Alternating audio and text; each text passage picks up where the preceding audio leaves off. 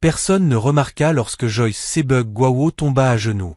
L'étage exécutif était silencieux, entouré de verre et de lumière nocturne. Ses mains tremblaient tandis qu'elle suppliait à voix basse, désespérément, que cela s'arrête. Pas demain, pas un jour, ce soir, juste une fois. Nathaniel Coffey n'éleva pas la voix. Il ne la toucha pas. Il se contenta de regarder au-delà d'elle comme si elle faisait partie du mobilier, puis tourna la clé dans la porte, comme il l'avait fait chaque nuit auparavant. À l'extérieur, la ville de Campella dormait. À l'intérieur, une femme impuissante était piégée dans un rituel qu'elle ne comprenait pas, imposé non par la violence, mais par l'autorité. Personne n'entendit son cri. Personne ne demanda pourquoi le PDG milliardaire avait besoin d'elle là après la tombée de la nuit. Et personne ne savait ce qui finirait par se briser lorsqu'elle ne pourrait plus supporter une nuit de plus. Avant de continuer, dis-nous depuis quel pays tu regardes et quelle heure il est chez toi en ce moment. Si les histoires de justice, de guérison et de vérité cachée comptent pour toi, appuie doucement sur « s'abonner » et reste avec nous. Joyce Sebug-Guawo avait appris très tôt dans la vie à se faire toute petite. Elle a grandi à la périphérie de Kampala, dans un quartier surpeuplé où les toits en tôle résonnaient bruyamment sous la pluie et où l'intimité était un luxe que personne ne pouvait se permettre. Les pièces étaient toujours trop peu nombreuses. L'argent n'était jamais suffisant. Ses premiers souvenirs n'étaient pas faits de jouets ou de livres scolaires, mais des mains fatiguées de sa mère et de la manière méticuleuse dont son père comptait les pièces le soir, murmurant les chiffres comme si parler trop fort pouvait les faire disparaître. Sa mère, Mariam Sabugwo, vendait des légumes dans un étal au bord de la route. Elle se levait avant le lever du soleil chaque jour, serrait son foulard autour de sa tête, embrassait le front de Joyce avant de partir. Joyce la regardait s'éloigner, le panier en équilibre sur la tête, les épaules déjà alourdies par le poids de la survie. Quand Mariam tomba malade, cela arriva silencieusement. Pas d'effondrement spectaculaire, pas d'avertissement, juste une toux qui ne disparaissait pas. Une faiblesse qui empirait chaque semaine, puis finalement une facture d'hôpital que la famille ne pouvait pas payer. Joyce avait 16 ans lorsque sa mère mourut. Il n'y eut pas de temps pour un long deuil. Son père, Joseph, se brisa d'une manière que Joyce n'avait jamais vue auparavant. Il ne pleura pas bruyamment, ne cria pas. Il cessa simplement de parler presque complètement. Quelques mois plus tard, un AVC le laissa partiellement paralysé. Le côté droit affaibli, la parole lente et incertaine. Du jour au lendemain, Joyce devint le pilier du foyer, même si personne ne l'appela jamais ainsi. Elle quitta l'école sans cérémonie. Ses enseignants dirent qu'ils comprenaient. Mais la compréhension ne payait pas le loyer. Elle travailla partout où elle le pouvait, laver le linge des voisins, nettoyer de petites boutiques, porter de l'eau, faire des courses. Beaucoup la payaient en retard. Certains ne la payaient pas du tout. Quelques hommes prirent son silence pour une permission et dirent des choses qui lui donnaient la chair de poule. Joyce apprit à baisser les yeux, à parler doucement, à se déplacer vite. C'était plus sûr ainsi. À 26 ans, l'épuisement vivait dans ses os. Lorsqu'elle entendit parler du poste chez Cofiadu Global Holdings, cela lui sembla irréel. Le siège de verre de l'entreprise dominait la ville, brillant même en plein jour, un symbole de richesse qu'elle n'avait jusque-là vu que de loin. Elle avait entendu le nom de Nathaniel Coffey dû prononcer avec un mélange d'admiration et de crainte. Un milliardaire autodidacte, né au Ghana, impitoyable en affaires, invisible dans sa vie privée. Joyce ne postula pas parce qu'elle croyait au miracle. Elle postula parce que le salaire était stable, le contrat légal, et les avantages comprenaient une couverture médicale, chose dont son père avait désespérément besoin. L'entretien fut bref. La femme qui lui parla, Madame Béatrice Noy, leva à peine les yeux de sa tablette. « Expérience en nettoyage ? » »« Oui, madame, répondit Joyce. »« Travail de nuit possible. » Joyce hésita une demi-seconde, puis hocha la tête. « Oui. » Ce hochement de tête allait tout changer. Les premières semaines furent sans histoire. Joyce nettoyait des bureaux, des salles de conférence, des couloirs qui sentaient faiblement le produit d'entretien et l'argent. Elle gardait la tête baissée, suivait les instructions à la lettre et se rendait invisible. Cela avait toujours été sa force. Personne ne se plaignait. Personne ne la remarquait. Dans un endroit comme celui-là, l'invisibilité ressemblait à une forme de sécurité. Elle n'avait jamais rencontré le PDG en personne. Nathaniel Coffey Adu n'existait pour elle qu'à travers des conversations chuchotées et des photos dans les magazines économiques. On disait qu'il travaillait tard, qu'il dormait à peine, qu'il ne tolérait aucune erreur. Puis, un soir, tout bascula. Madame Noix arrêta Joyce alors qu'elle pointait pour partir. « Vous restez ce soir » dit-elle platement. Joyce cligna des yeux. « Ce soir, madame ?»« Oui. » Étage exécutif. Joyce sentit une légère oppression dans sa poitrine. « Y a-t-il une raison ?» Madame Noix la regarda enfin. Son expression n'était pas cruelle, mais elle n'était pas aimable non plus. « Monsieur Adu exige qu'une personne soit présente. Ne posez pas de questions. Faites simplement votre travail. » Joyce voulut demander ce que « présente » signifiait. Elle voulut demander pourquoi ce devait être elle. Mais des années d'expérience lui avaient appris que les questions étaient dangereuses. Cette nuit-là, elle resta. Puis elle resta encore. Le schéma se forma rapidement. Joyce terminait ses tâches habituelles, puis on lui demandait de rester à l'étage exécutif après la tombée de la nuit. On ne lui demandait pas de nettoyer, ni d'apporter du café, ni de faire quoi que ce soit de précis.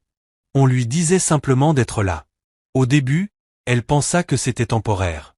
Un projet spécial. Un problème de sécurité. Mais les jours devinrent des semaines, et les nuits ne cessèrent pas. Son corps en paya le prix.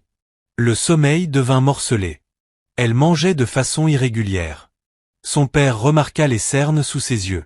« Tu travailles trop » dit-il un matin, la voix pâteuse mais inquiète. « C'est temporaire » mentit Joyce doucement. La vérité, c'est qu'elle avait trop besoin de ce travail pour le remettre en question. Les médicaments de son père à eux seuls engloutissaient la majeure partie de son salaire. Sans cela, elle ne savait pas ce qu'il ferait.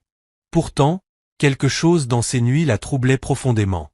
L'étage exécutif semblait différent après la tombée de la nuit. Les lumières plus faibles. Le silence plus lourd. Joyce avait l'impression d'être observée même lorsqu'elle était seule. Et puis il y avait Nathaniel Coffey Adu lui-même, apparaissant sans prévenir, se déplaçant avec une autorité silencieuse. Il n'élevait jamais la voix. Ne la touchait jamais. Ne la menaçait jamais ouvertement. D'une certaine manière, cela rendait les choses pires. Il lui disait simplement de rester. De s'asseoir. De demeurer là. Joyce ne comprenait pas encore pourquoi, mais elle savait avec une certitude grandissante que quoi que ce fût, ce n'était ni normal, ni inoffensif. Chaque nuit passée dans ce vaste bureau silencieux, Joyce sentait quelque chose en elle s'éroder. Pas sa force.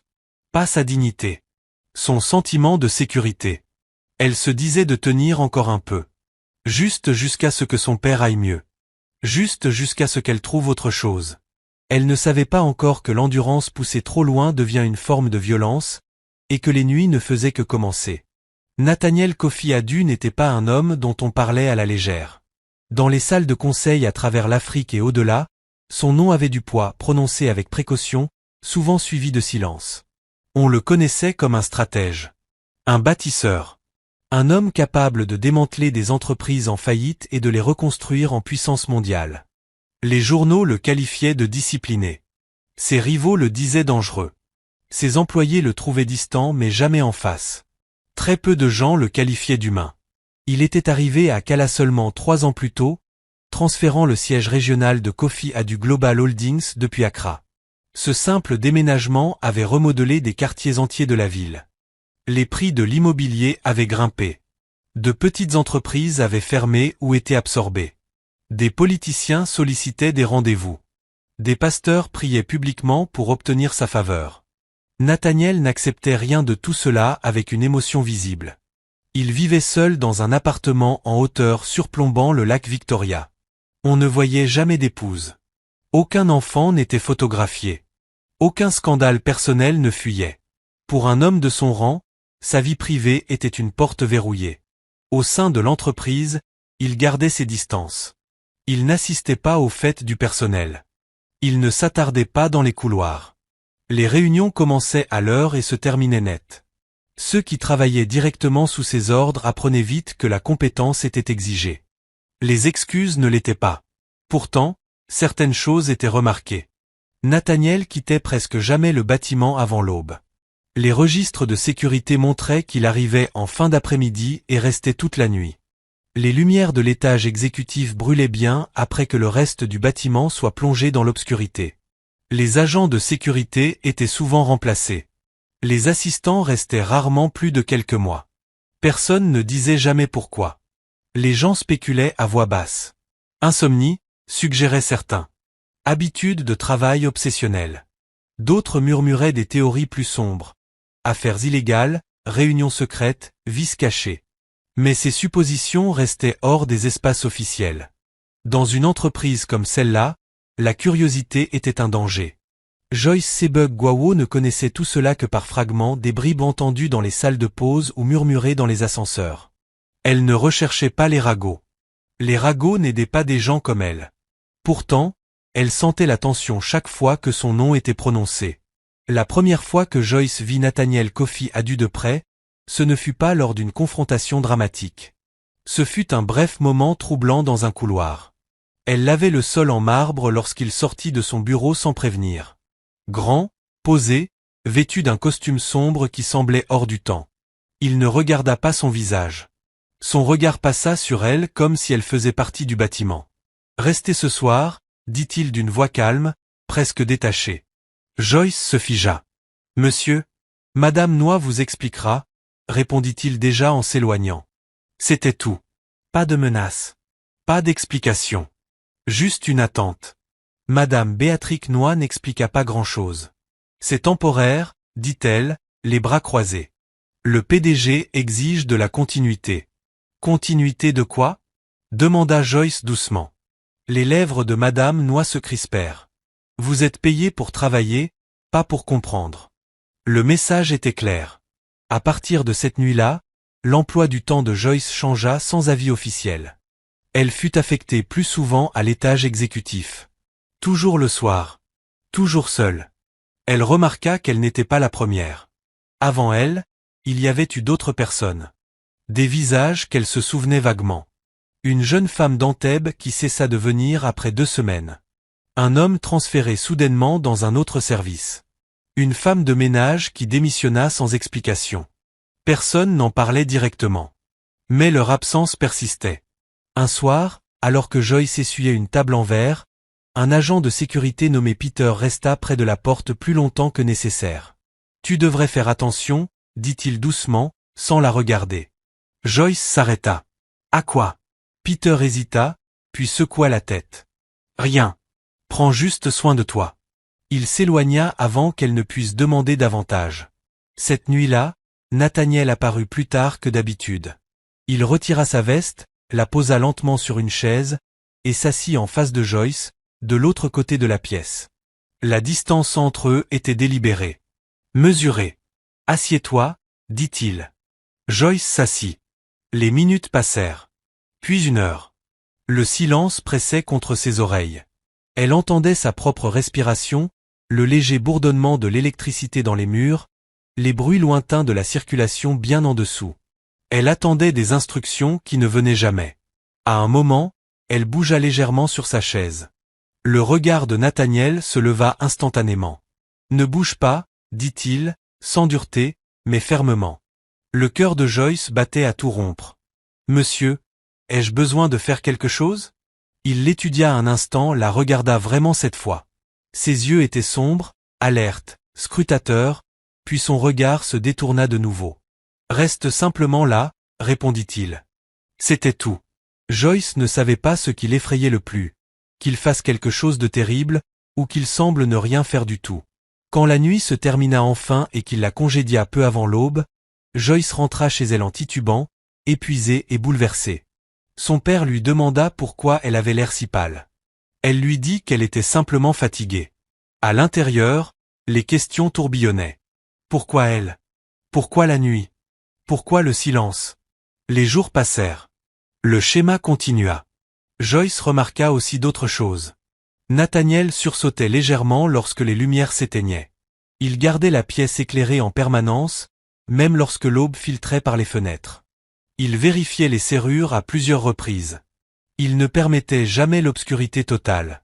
Une fois, lorsqu'une fluctuation électrique fit vaciller les lumières, il se leva brusquement, respirant difficilement, son masque de calme se fissurant une fraction de seconde. « Reste là où tu es, dit-il sèchement. Joyce obéit, la peur lui remontant le long de la colonne vertébrale.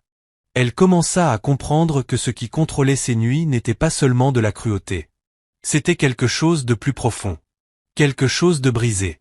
Mais comprendre ne rendait pas les choses plus faciles. Le corps de Joyce la faisait souffrir en permanence. Ses mains tremblaient par manque de sommeil. Elle commença à faire de petites erreurs, oublier des tâches, manquer des endroits en nettoyant. Madame Noix le remarqua immédiatement. « Reprends-toi, l'avertit-elle. Tu as de la chance d'être ici. » Joyce hocha la tête, avalant les mots qu'elle voulait dire. Elle avait de la chance. C'était le mensonge que tout le monde attendait d'elle qu'elle accepte. Un soir, alors qu'elle attendait une nouvelle fois à l'étage exécutif, Joyce sentit une détermination silencieuse se former sous sa peur. Elle ne pouvait pas encore la nommer.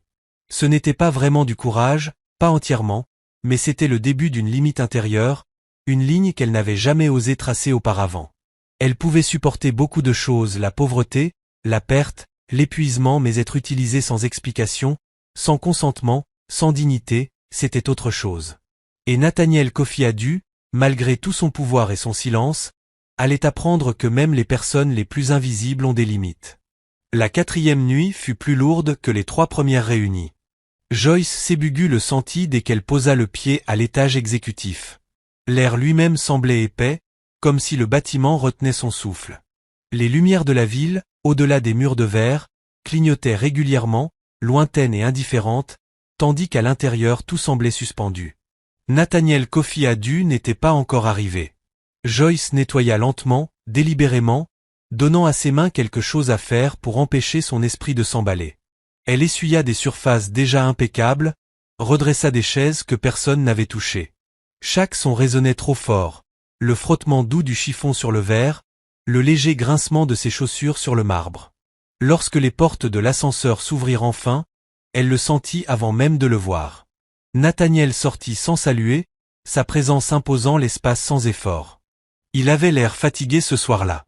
Pas l'épuisement soigné de longues réunions, mais quelque chose de plus profond, gravé dans les traits autour de ses yeux, dans la tension de sa mâchoire. « Assieds-toi, dit-il, comme toujours. » Joyce obéit.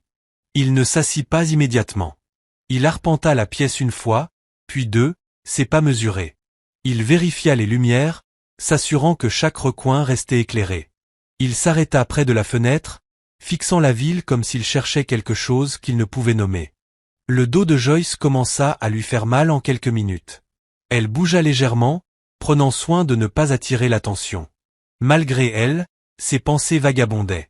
Elle se demanda ce que faisait son père à la maison, si les médicaments tiendraient toute la semaine, si elle pourrait garder ce travail encore longtemps. « Ne bouge pas, dit soudain Nathaniel. Elle se figea. « Monsieur, ne bouge pas, précisa-t-il d'une voix basse. Joyce hocha la tête, ses muscles se verrouillant. Le temps s'étira. Ses jambes picotaient, ses paupières brûlaient. Elle se concentra sur une respiration lente et silencieuse, craignant que le moindre bruit ne déclenche quelque chose qu'elle ne comprenait pas. À un moment donné, Nathaniel s'assit en face d'elle, bien qu'elle ne l'ait pas entendu bouger. Son regard était fixé sur un point juste derrière son épaule. Pas sur son visage, pas sur son corps, sur le vide derrière elle. Un frisson remonta le long de la colonne vertébrale de Joyce. « Pourquoi suis-je ici ?» demanda-t-elle avant de pouvoir s'en empêcher. Les mots restèrent suspendus dans l'air, fragiles et dangereux. Le regard de Nathaniel se fixa brusquement sur le sien. Pendant un instant, Joyce crut être allée trop loin. Elle se prépara à la colère, au renvoi, à des conséquences qu'elle ne pouvait pas se permettre. Mais il sembla surpris. Personne ne lui parlait ainsi. « Pas ici. Jamais. Vous êtes ici parce que je vous ai dit d'y être, » répondit-il enfin. Il y avait cependant une nuance nouvelle dans sa voix. Pas de la rage, quelque chose de plus proche de la peur. Joyce avala sa salive. « Je ne fais rien, monsieur. Je m'assieds. Je reste. Je ne comprends pas. » Le silence s'étira de nouveau. Nathaniel se leva brusquement et se détourna d'elle. Il se dirigea vers son bureau, en agrippant le bord des deux mains. Joyce remarqua alors que ses doigts tremblaient. « J'ai besoin que quelqu'un soit ici, dit-il plus à la pièce qu'à elle. C'est tout. Pourquoi? Murmura Joyce. Il laissa échapper un rire bref, sans humour. Vous posez des questions que vous ne pouvez pas vous permettre de poser. Joyce sentit une colère familière monter en elle, calme, contrôlée, aiguisée par des années d'injustice avalée. Je ne dors plus, dit-elle avant de pouvoir se raviser. Je ne mange plus correctement. Je suis fatigué tout le temps. Il se tourna lentement vers elle. Et pourtant, vous êtes toujours là. La vérité de cette phrase la blessa plus profondément qu'elle ne l'aurait cru. Oui, répondit Joyce, la voix tremblante malgré ses efforts. Parce que j'ai besoin de ce travail. Parce que mon père est malade. Parce que des gens comme moi n'ont pas le droit de dire non. Nathaniel la fixa, quelque chose d'illisible traversant son visage. Pendant une fraction de seconde, la distance soigneusement construite se fissura. Vous croyez que c'est facile pour moi? Demanda-t-il doucement. Joyce hésita. Je ne sais pas ce que c'est pour vous, monsieur. Je sais seulement ce que cela me fait à moi. Les lumières vacillèrent. C'était subtil, à peine perceptible, mais Nathaniel réagit instantanément. Il se raidit, le souffle coupé. Ses yeux allèrent au plafond, puis à la porte, puis aux fenêtres. Restez là où vous êtes, ordonna-t-il sèchement. Le cœur de Joyce s'emballa. La lumière se stabilisa de nouveau, inondant la pièce d'une clarté artificielle. Nathaniel expira lentement, passant une main sur son visage. Je ne vous ferai pas de mal, dit-il soudain, comme s'il répondait à une pensée qu'elle n'avait pas exprimée. Je ne vous ai jamais fait de mal. Joyce croisa son regard. Je sais. Cet aveu les surprit tous les deux. La nuit se termina comme toujours, par un renvoi juste avant l'aube. Mais Joyce quitta le bâtiment avec un poids sur la poitrine plus lourd que la fatigue. À la maison, son père l'observa attentivement pendant qu'elle préparait le petit déjeuner. Tu es plus silencieuse que d'habitude, remarqua-t-il. Ça va, mentit Joyce automatiquement.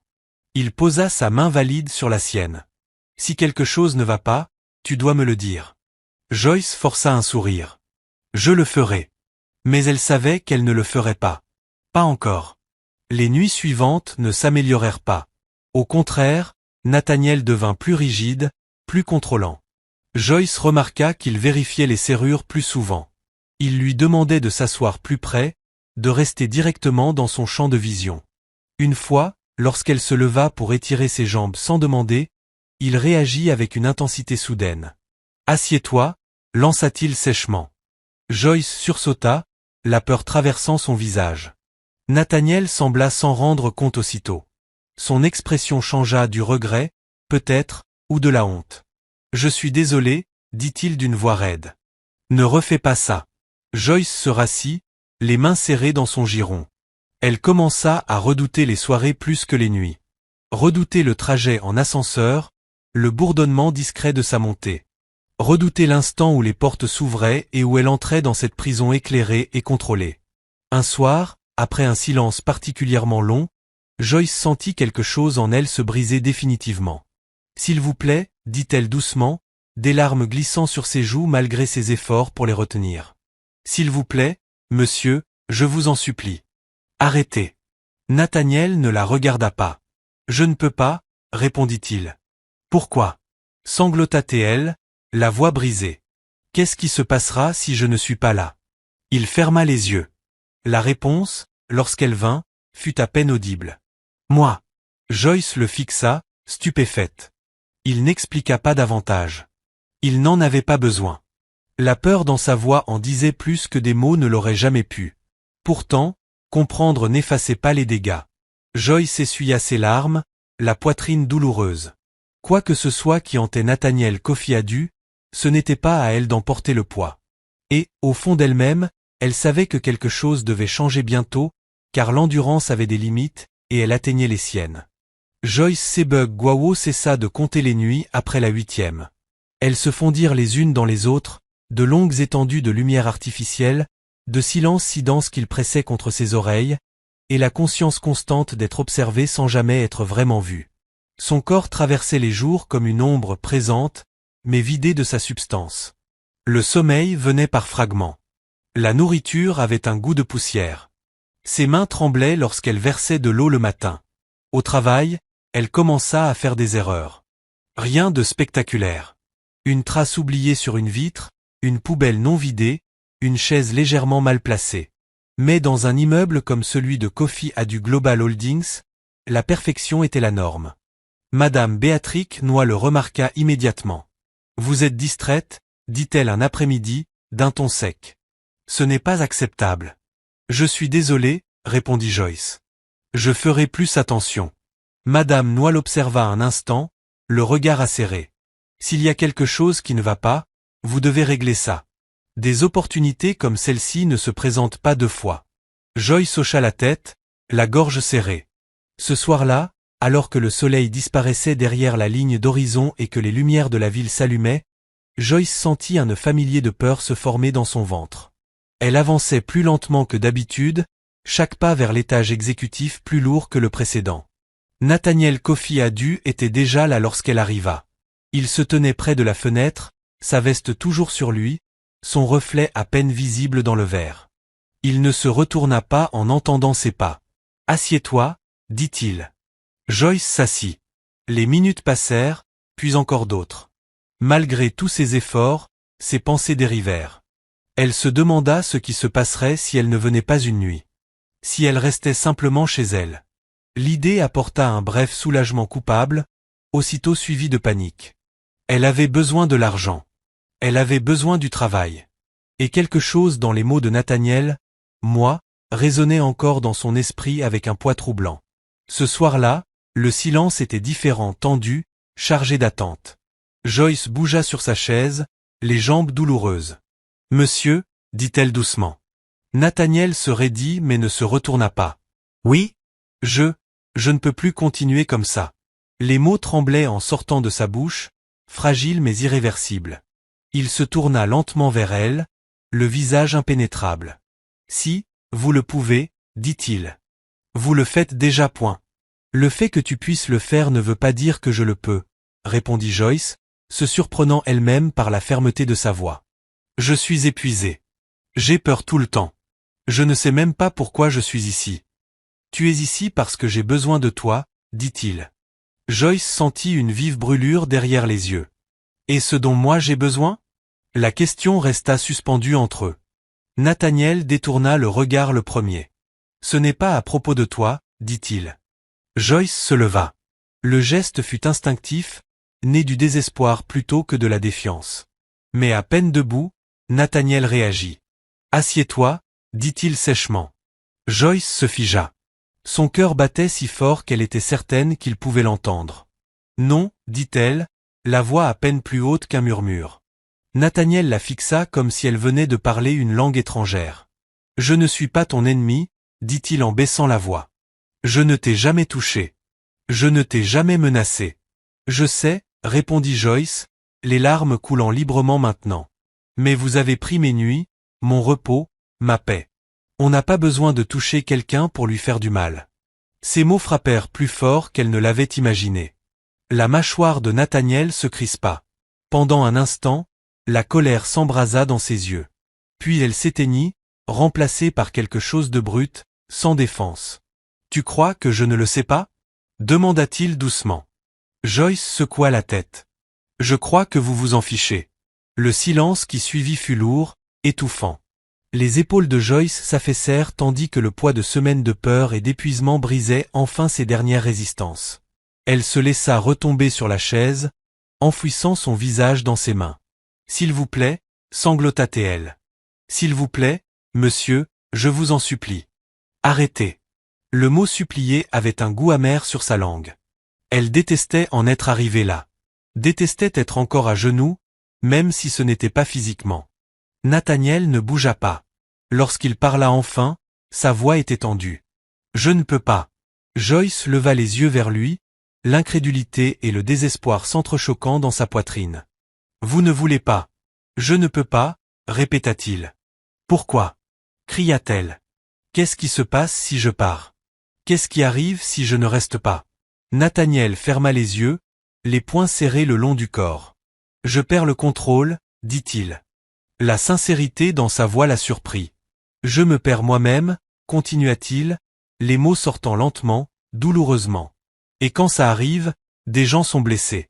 Joyce le fixa, tentant de concilier le milliardaire maître de lui devant elle avec la peur indéniable qu'elle entendait maintenant dans sa voix. « Avez-vous déjà blessé quelqu'un » demanda-t-elle doucement. Nathaniel ne répondit pas. Ce silence était une réponse suffisante. La poitrine de Joyce se serra. Un mélange étrange de peur et de pitié l'envahit. Elle sentait la profondeur de ce qui le hantait, mais cette compréhension n'effaçait en rien sa propre souffrance. « Je ne suis pas formée pour ça, » dit-elle calmement. « Je ne suis pas médecin. Je ne suis pas agent de sécurité.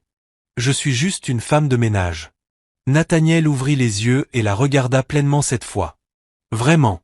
Je sais, » dit-il. Cet aveu était presque pire qu'un déni. Joyce essuya son visage du revers de la main, se ressaisissant. « Alors vous avez besoin d'aide, » dit-elle. « De vraie aide. Pas de moi. » Nathaniel se détourna et se remit à arpenter la pièce. « L'aide ne marche pas, » marmonna-t-il. « J'ai essayé. »« Alors ça ne marche pas non plus, » répondit Joyce. Les lumières vacillèrent à nouveau, juste une seconde. Nathaniel s'immobilisa, le souffle coupé. Il jeta un regard vers Joyce, la panique traversant son visage avant qu'il ne la masque. « Assieds-toi, » dit-il rapidement. « S'il te plaît. » Ce mot la surprit plus que tous ses ordres précédents. Elle hésita, puis se rassit lentement. Le reste de la nuit se déroula dans un silence tendu. Nathaniel resta rigide, son attention partagée entre Joyce et les lumières au plafond. Joyce demeura immobile, sa détermination d'avant bouillonnant sous la surface. Lorsque l'aube se glissa à travers les fenêtres, quelque chose en elle avait changé définitivement. Lorsqu'il la congédia, Joyce ne le remercia pas. Elle ne s'excusa pas. Elle se leva simplement et s'en alla, le dos droit malgré les douleurs dans son corps. À la maison, son père l'observa attentivement tandis qu'elle préparait ses médicaments. « Joyce, » dit-il doucement. « On dirait que tu portes quelque chose de très lourd. » Elle s'arrêta, les mains tremblantes. « Oui, » admit-elle. Il prit sa main. « Alors ne le porte pas seul. » Joyce serra ses doigts, les larmes lui brûlant les yeux. Elle sut alors qu'elle ne pouvait plus continuer à endurer cela en silence. Ni pour l'argent, ni par peur, ni à cause du passé brisé de qui que ce soit. Cette nuit-là, allongée, les yeux ouverts fixant le plafond, Joyce prit une décision. Elle demanderait encore. Et si Nathaniel Coffey a dû refuser d'arrêter, elle trouverait un autre moyen d'y mettre fin. Le bâtiment commença à murmurer avant même que Joyce Sewa ne dise un mot de plus. Cela commença subtilement. Des regards qui s'attardaient un peu trop longtemps, des conversations qui s'interrompaient lorsqu'elle entrait dans une pièce. Une politesse soudaine de la part de personnes qu'il avait jusque-là complètement ignorées. Joyce le sentait dans l'air aussi clairement que la douleur dans ses os. Quelque chose avait changé et pas en sa faveur. Elle ne savait pas qui avait remarqué en premier. Peut-être les agents de sécurité, voyant son nom apparaître sans cesse sur les plannings de nuit.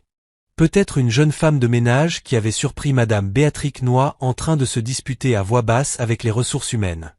Ou peut-être était-ce simplement la manière dont la peur circule vite dans les lieux bâtis sur le pouvoir. Quelle qu'en soit l'origine, les rumeurs se répandirent. Elle est toujours à l'étage exécutif, murmura quelqu'un près des casiers. Pourquoi ? Demanda une autre voix. Qu'est-ce qu'elle fait là-haut la nuit ? Joyce fit semblant de ne pas entendre. Elle se concentra sur son travail comme elle l'avait toujours fait, mais les chuchotements la suivaient, s'accrochant à elle comme de la poussière. Un après-midi, Madame Noy convoqua Joyce dans son bureau. La pièce était petite mais impeccablement rangée, chaque dossier parfaitement aligné. Madame Noy était assise derrière son bureau, les mains jointes, l'expression soigneusement neutre. « Asseyez-vous, » dit-elle. Joyce s'assit. « J'ai reçu des préoccupations, » commença Madame Noy, concernant votre comportement. Le cœur de Joyce fit un bond. « Mon comportement, madame ? Vous posez des questions, » dit-elle. « Vous êtes émotive, distraite. » Joyce avala sa salive. « Je fais mon travail. » Madame Noy se pencha légèrement en arrière. « Vous êtes une femme de ménage, Joyce. Votre travail n'est pas de ressentir, mais d'exécuter. » Les mots la blessèrent plus qu'elle ne s'y attendait. « Des perceptions sont en train de se former, » poursuivit Madame Noy. « Les gens parlent, et dans une entreprise comme celle-ci, parler peut être dangereux. » Joyce leva les yeux. « Parler de quoi ? Madame Noix soupira, une irritation traversant son visage. Du PDG. De vous. De choses qui ne devraient jamais être discutées. Les mains de Joyce se crispèrent sur ses genoux. Je n'ai rien commencé. Non, admit Madame Noix froidement. Mais vous êtes au centre de tout cela. Et j'ai besoin que vous compreniez une chose très clairement. Elle se pencha en avant. Monsieur Nathaniel Coffey Adu n'est pas un homme que l'on accuse. Ni directement, ni indirectement. Jamais. Une vague de froid traversa Joyce. Je n'ai accusé personne. Madame Noix la fixa longuement. Bien.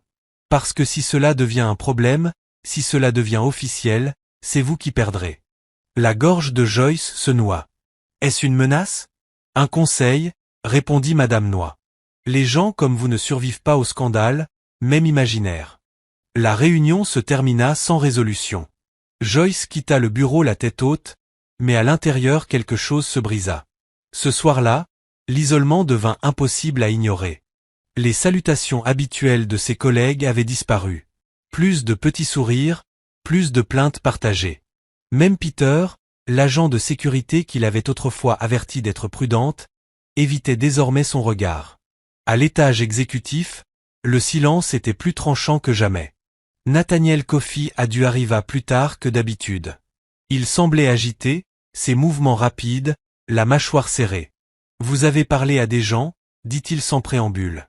Joyce cligna des yeux. « J'ai parlé à ma responsable. »« C'est déjà trop » répondit-il. « Vous attirez l'attention. » Une colère vive traversa Joyce, perçant sa peur. « L'attention sur quoi ?» demanda-t-elle. « Qu'avez-vous si peur que les gens voient ?» Nathaniel cessa de marcher et se tourna vers elle, son expression se durcissant. « Vous n'avez pas le droit de parler de notre arrangement à qui que ce soit. »« Notre arrangement ?»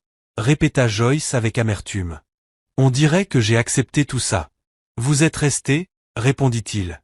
Joyce se leva brusquement, sa patience enfin brisée. « Parce que je n'avais pas le choix. » Les yeux de Nathaniel brillèrent. « Tout le monde a le choix. » Le mensonge contenu dans cette phrase était trop lourd pour être ignoré. « Non, » dit Joyce calmement. « Certains ont le pouvoir. D'autres ont la survie. » Les mots tombèrent entre eux comme un verdict. Nathaniel détourna le regard, respirant lourdement. « Cela s'arrête quand je le décide, » dit-il. Joyce sentit quelque chose se stabiliser en elle. Pas de la peur. Pas de la résignation. De la clarté. « Alors vous avez tort, » dit-elle.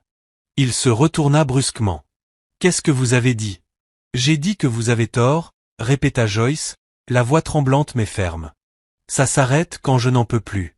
Et j'en suis proche. » Nathaniel la fixa, quelque chose de sombre et d'incertain passant dans son regard.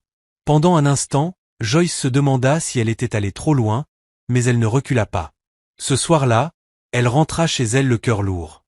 Son père le remarqua immédiatement. « Il te regarde » dit-il doucement pendant qu'elle l'aidait à se coucher. « Tes épaules sont tendues. » Joyce hésita, puis hocha la tête. « Je crois que les gens pensent quelque chose de mauvais à mon sujet. » Il soupira. « C'est toujours comme ça. Quand une personne pauvre se tient trop près du pouvoir, on suppose sa culpabilité. » Joyce s'assit près de lui, l'épuisement envahissant ses membres. « Que dois-je faire ?» Son père la regarda droit dans les yeux. « Protège ta dignité, même si cela te coûte ton confort. » Le sommeil vint difficilement cette nuit-là. Le lendemain, Joyce fut réaffectée. Ses tâches de jour furent réduites, ses déplacements restreints. Elle n'était plus autorisée à entrer dans certaines zones sans supervision. C'était subtil, mais indéniable.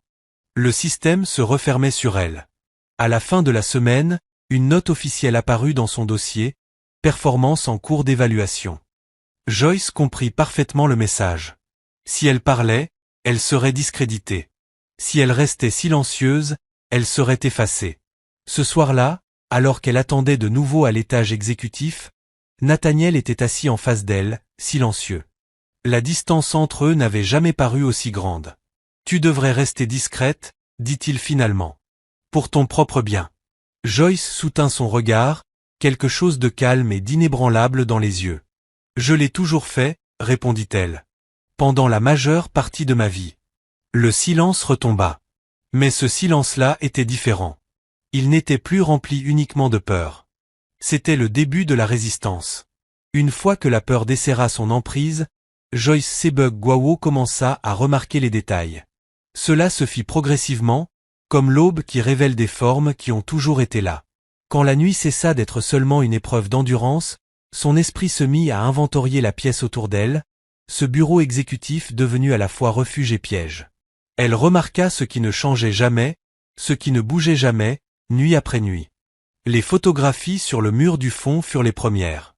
Elles étaient disposées avec soin, parfaitement espacées, encadrées de bois sombre. De loin, elles ressemblaient à de simples décorations d'entreprise. Horizon urbain, art abstrait, paysage au ton neutre. Mais un soir, tandis que Nathaniel Kofiadu faisait les 100 pas près de la fenêtre, le regard de Joyce s'y attarda plus longtemps que d'habitude. Le cœur battant, elle s'approcha avant même de s'en rendre compte. « Assieds-toi » dit Nathaniel sèchement. Joyce se figea. « Assieds-toi » répéta-t-il. Elle obéit, l'instant s'échappant, mais la curiosité avait déjà pris racine. Une autre nuit, lorsque Nathaniel quitta brièvement la pièce pour répondre à un appel, Joyce se leva de nouveau, plus vite cette fois, plus discrètement. De près, elle vit ce qu'elle n'avait jamais remarqué. Les cadres n'abritaient pas de l'art. C'étaient des photographies. Sur l'une d'elles, un Nathaniel plus jeune se tenait le bras passé autour d'une femme aux yeux chaleureux et au large sourire. Sur une autre, il était accroupi près d'un petit enfant, leur visage collé, le rire figé en plein élan. Il y avait des photos de plage, des bougies d'anniversaire, une pancarte peinte à la main sur laquelle on lisait « Bienvenue à la maison ». Le souffle de Joyce se coupa. Elle recula juste au moment où Nathaniel revenait. Il vit aussitôt l'endroit où elle se trouvait. Son visage changea instantanément. « Ne touche pas à ça », dit-il d'une voix tendue. « Je n'ai rien touché », répondit Joyce précipitamment. « Je regardais seulement. » Ses yeux s'assombrirent. « Tu ne regardes pas ce qui ne t'appartient pas. » Les mots étaient durs, mais en dessous, Joyce perçut autre chose, la panique. Cette nuit-là, elle observa plus attentivement. Le comportement de Nathaniel suivait des schémas qu'elle ne pouvait plus ignorer. Il plaçait toujours Joyce sur une chaise face à lui, dans son champ de vision. Il vérifiait compulsivement les lumières, les ajustant parfois de quelques fractions, comme si la clarté elle-même formait une barrière contre quelque chose d'invisible. Il réagissait mal aux ombres, aux clignotements, à tout signe que l'obscurité pourrait s'emparer de la pièce. Une fois, quand un coup de tonnerre lointain résonna au-dessus de la ville, il sursauta violemment. Joyce le regarda, le cœur battant. Il avait peur. Pas d'elle. Pas d'être découvert. Mais d'être seul. Une autre nuit, elle remarqua un petit objet sur son bureau, une montre d'enfant. Le verre était fissuré. Les aiguilles étaient arrêtées à 11h47. Elle ne bougeait jamais. Elle ne quittait jamais cet endroit. Pourquoi est-elle cassée ? Demanda Joyce doucement, surprise par sa propre question. La tête de Nathaniel se releva brusquement. Ne me pose pas cette question. Joyce hocha la tête, le regret l'envahissant, mais l'image resta gravée dans son esprit. Le temps figé. L'obscurité. Le contrôle. La vérité commença à se former dans ses pensées, non comme une révélation soudaine, mais comme une structure fragile faite d'observation et d'instinct. Quoi qu'il soit arrivé à Nathaniel Kofiadu, cela s'était produit la nuit. Et cela ne s'était jamais terminé. Un soir, le courant fut totalement coupé. Le bâtiment plongea dans l'obscurité soudaine, le silence brisé par le bourdonnement des systèmes d'urgence qui tentaient, en vain, de s'activer. Joyce halta instinctivement, le cœur remontant dans sa gorge. À l'autre bout de la pièce, Nathaniel laissa échapper un son qu'elle ne lui avait jamais entendu auparavant. Ce n'était ni un ordre, ni de la colère. C'était de la peur. « Reste », dit-il d'une voix rauque. « Ne bouge pas. Ne pars pas. » Joyce distinguait à peine sa silhouette, mais elle entendait sa respiration rapide et irrégulière. Elle voulut parler pour le rassurer, mais quelque chose l'en empêcha. Les secondes s'étirèrent, puis les minutes. Enfin, les générateurs de secours se mirent en marche, inondant la pièce d'une lumière blanche et crue. Nathaniel s'effondra dans son fauteuil. Son sang-froid se brisa. Ses mains tremblaient ouvertement, la sueur brillait sur son front.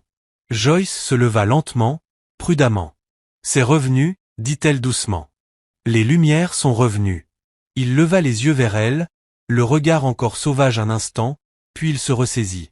Il rajusta sa veste, s'essuya le visage, reconstruisit le mur entre eux, pierre après pierre. « Assieds-toi, dit-il, sans l'autorité habituelle. Joyce ne s'assit pas. « Je sais que quelque chose t'est arrivé, dit-elle calmement. Nathaniel la fixa comme si elle venait de le frapper. « Tu ne sais rien, dit-il. Je sais que tu as peur du noir, répondit Joyce. Et je sais que ce n'est pas à cause du travail. Le silence envahit la pièce, dense et tremblant. Nathaniel détourna le regard. Tu imagines des choses. Non, dit Joyce doucement. Je les vois. Il ne répondit pas. La nuit se termina sans qu'il la congédie. Joyce resta jusqu'à ce que le ciel s'éclaircisse, jusqu'à ce que la ville recommence à vivre. Quand Nathaniel parla enfin, sa voix était redevenue froide. Tu n'en parleras pas, dit-il. À personne. Joyce acquiesça. Je ne le ferai pas. Mais elle savait qu'elle ne pourrait plus jamais ignorer ce qu'elle avait vu. Dans les jours qui suivirent, la pression autour d'elle s'intensifia. Son évaluation de performance devint négative. Ses badges d'accès cessèrent de fonctionner dans certaines zones. Madame Noix surveilla de près ses horaires. Joyce comprit alors. Le système le protégeait. Non parce qu'il avait raison, mais parce qu'il était puissant. Un après-midi, alors qu'elle nettoyait seule une salle de réunion, Joyce se mit à trembler. Pas de peur. D'une émotion nouvelle, inconnue. La colère. Pas une colère explosive. Une colère silencieuse et dangereuse, qui aiguisait ses pensées et redressait sa colonne vertébrale. Elle n'imaginait rien. Elle n'était pas instable. Elle n'avait pas tort. Elle était témoin des conséquences d'une douleur non soignée, transformée en autorité. Ce soir-là, quand Nathaniel arriva, Joyce était déjà assise, calme, composée, vigilante.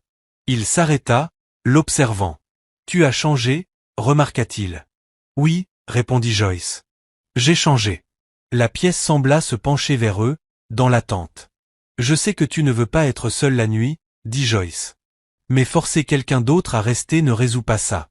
La mâchoire de Nathaniel se crispa. « Tu n'as pas le droit de me psychanalyser. »« Je ne le fais pas, » répondit Joyce. « Je te dis ce que ça fait d'être de l'autre côté de ta peur. » Il la regarda, puis la regarda vraiment. Pour la première fois, Joyce vit de l'incertitude dans ses yeux. « Tu crois comprendre ?» dit-il doucement. « Je comprends assez, » répondit-elle. « Et je comprends ceci, je ne peux pas être ta solution. » Les mots restèrent suspendus dans l'air, fragiles mais fermes. Nathaniel ne parla pas pendant longtemps. Quand il le fit enfin, sa voix était à peine audible. « Alors qu'est-ce qui m'arrive ?» Joyce sentit une pointe de tristesse, mais elle ne la laissa pas affaiblir sa détermination. « Ça, dit-elle doucement, c'est quelque chose que tu dois affronter sans enfermer quelqu'un d'autre dans l'obscurité avec toi. » Le silence qui suivit n'était pas vide. Il était chargé de vérités désormais révélées. Et pour la première fois depuis le début de ces nuits, Joyce ressentit quelque chose qui ressemblait à de la clarté. La vérité n'était plus invisible. Et une fois vue, elle ne pouvait plus être ignorée. La vérité n'arriva pas sous la forme d'un aveu. Elle remonta à la surface par fragments, exhumée à contre-cœur, comme des os perçant la terre sèche après une longue saison de pluie. Joyce Sebug-Gwawo ne découvrit pas le passé de Nathaniel Kofiadu parce qu'il choisit de le raconter. Elle le découvrit parce que le silence, lorsqu'on l'étire trop longtemps, finit par se fissurer. La nuit suivant la panne de courant, Nathaniel arriva plus tard que d'habitude. Son costume était froissé, sa cravate desserrée, l'ordre soigneusement maintenu autour de lui légèrement défait. Il ne dit pas immédiatement à Joyce de s'asseoir. Il resta près de la fenêtre, regardant l'eau noire du lac refléter les lumières de la ville. Joyce attendit. Les minutes passèrent. « Je suis né à Jamestown, » dit-il soudain, sans se retourner. « À Accra. » Les mots la surprirent. Non par leur contenu, mais parce qu'il avait parlé. C'était bondé, poursuivit-il. Vivant. Mon père vendait des pièces détachées près du port. Ma mère enseignait dans une école primaire. Nous n'avions pas grand-chose, mais nous n'étions pas désespérés. Joyce resta silencieuse, craignant qu'une interruption ne le fasse se refermer. J'ai appris très tôt à survivre, dit Nathaniel. À calculer, à observer les gens, à gagner sans demander la permission. Il se tourna enfin vers elle. Ses yeux étaient lointains, comme si la pièce s'était dissoute autour de lui. Je me suis marié jeune. Elle s'appelait Habana. Le nom tomba doucement entre eux.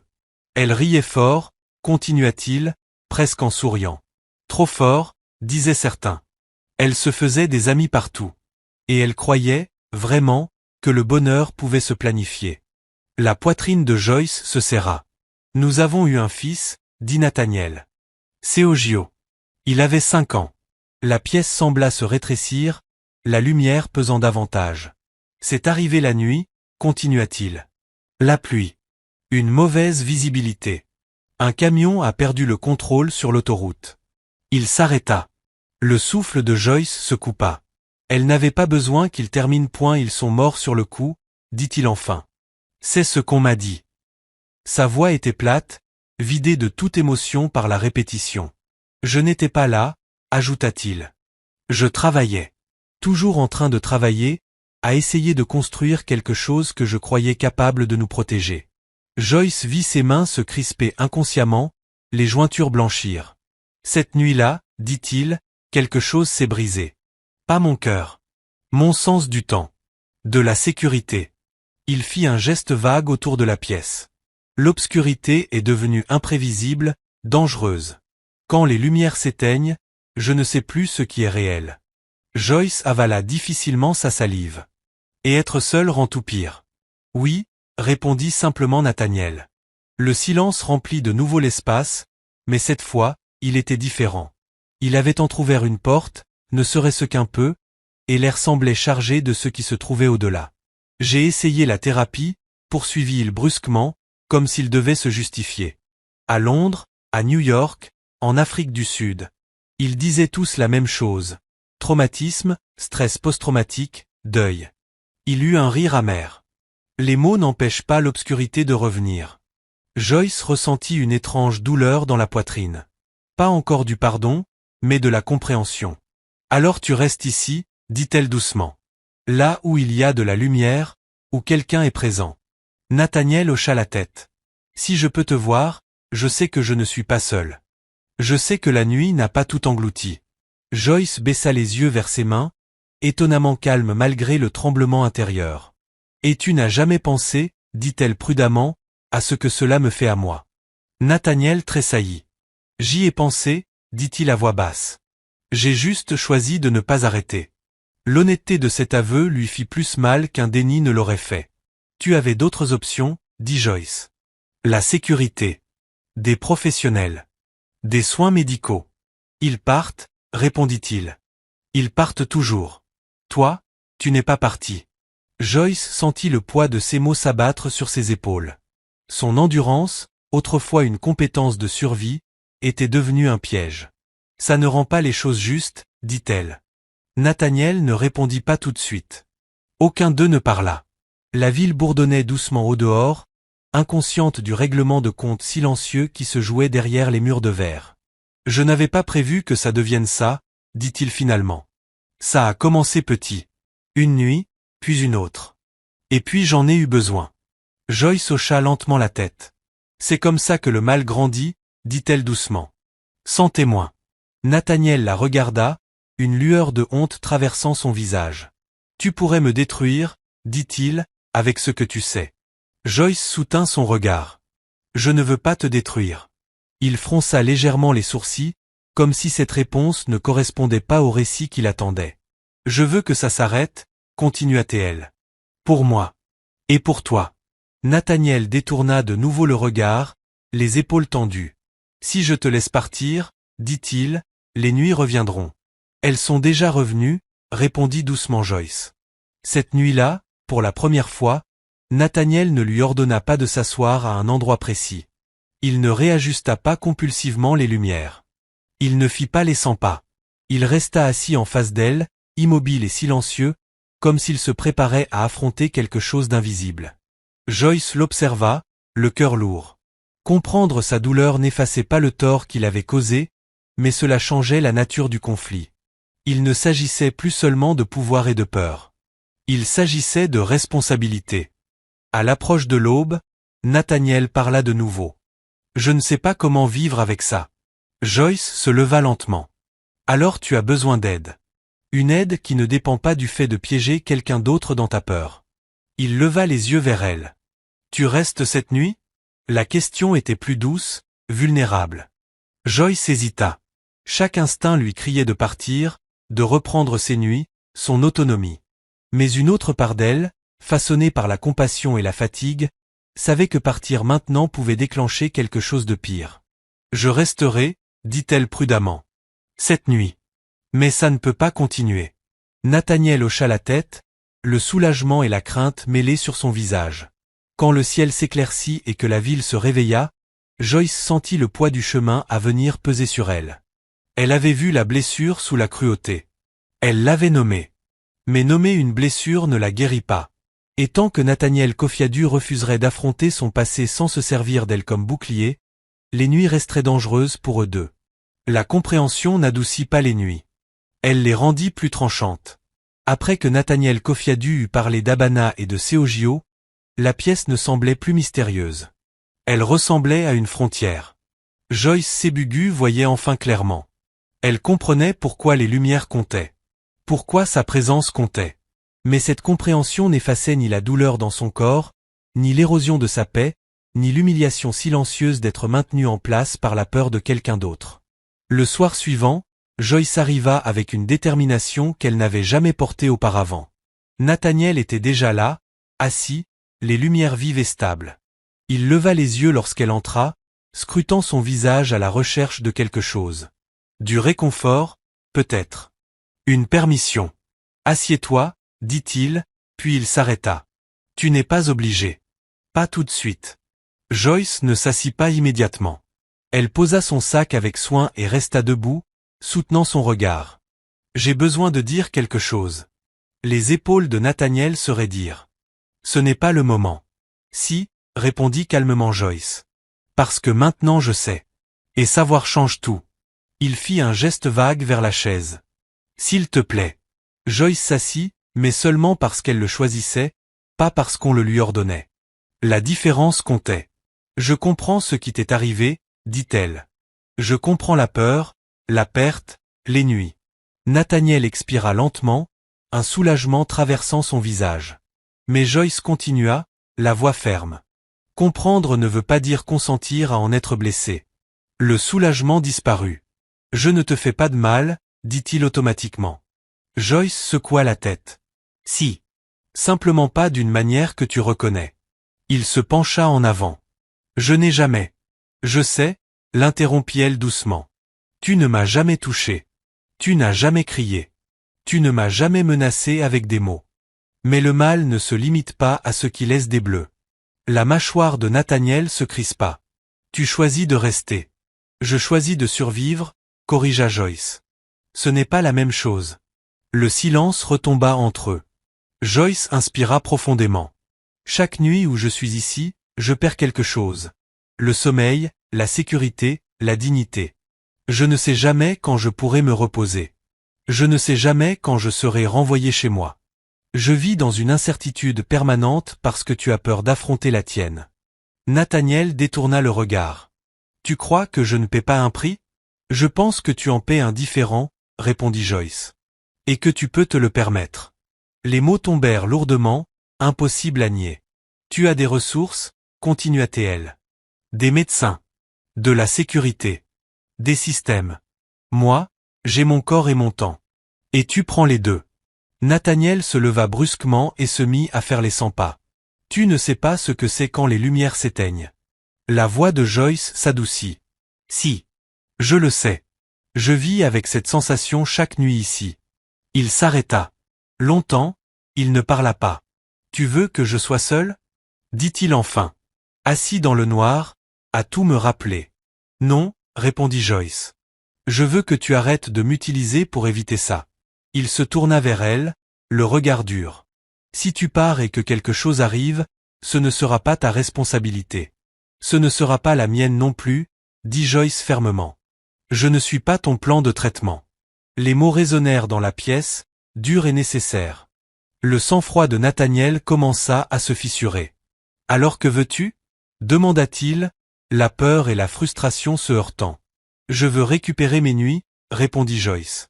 Je veux faire mon travail et rentrer chez moi. Je veux dormir sans attendre un ordre. Je veux exister sans être surveillé. Nathaniel passa une main dans ses cheveux, visiblement agité. Tu crois que c'est facile pour moi d'y renoncer? Je me fiche que ce soit facile, dit Joyce. Je veux que ce soit juste.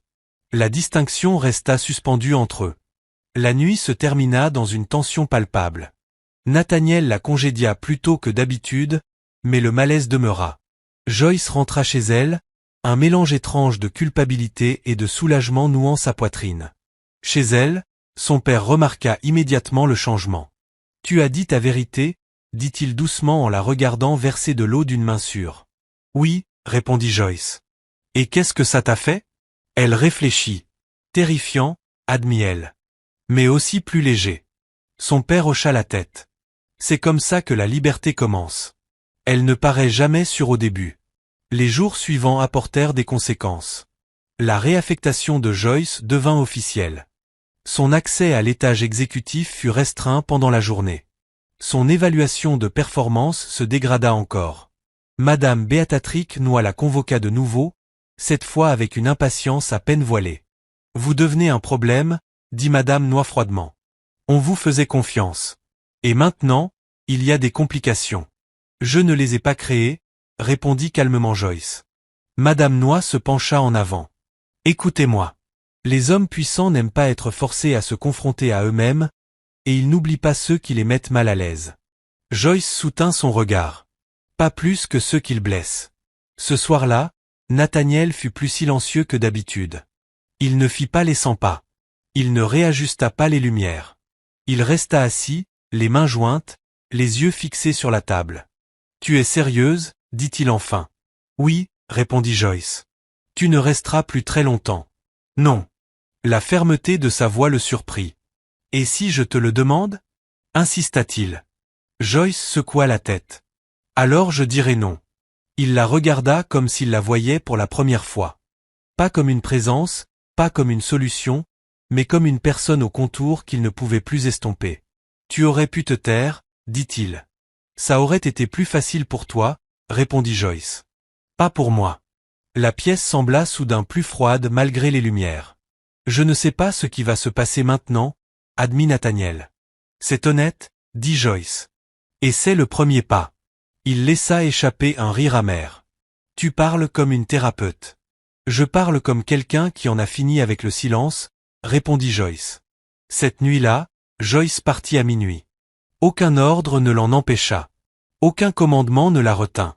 Nathaniel la regarda s'éloigner, le visage indéchiffrable. À l'extérieur de la ville, l'air semblait différent, plus léger, plus libre.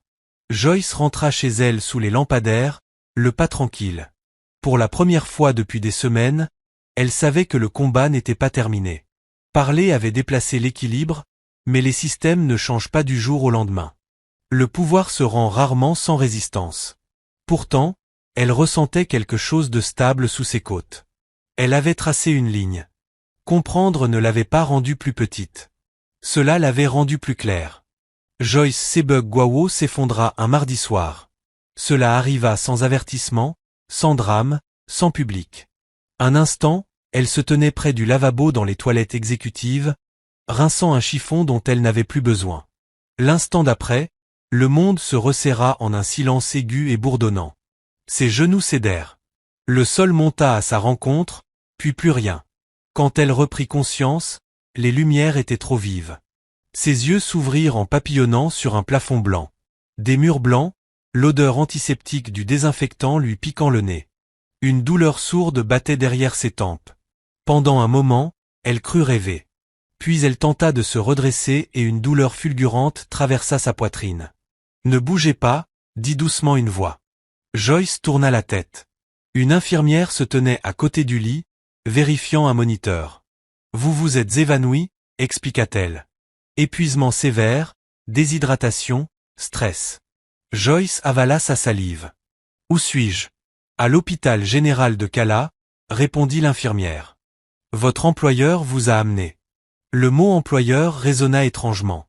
La mémoire de Joyce revint d'un coup. Les longues nuits, la tension, le moment où sa vision s'était troublée. Elle ferma brièvement les yeux, respirant à travers la vague d'émotions qui suivit. Puis-je le voir? Demanda une autre voix depuis l'embrasure de la porte. L'infirmière jeta un coup d'œil. Un instant. Joyce rouvrit les yeux. Nathaniel Coffey Adu se tenait juste à l'intérieur de la pièce. Son costume était froissé, son expression dépouillée de son contrôle habituel. Pour la première fois depuis qu'elle le connaissait, il avait l'air réellement perdu. L'infirmière lui fit signe et sortit, refermant doucement la porte derrière elle.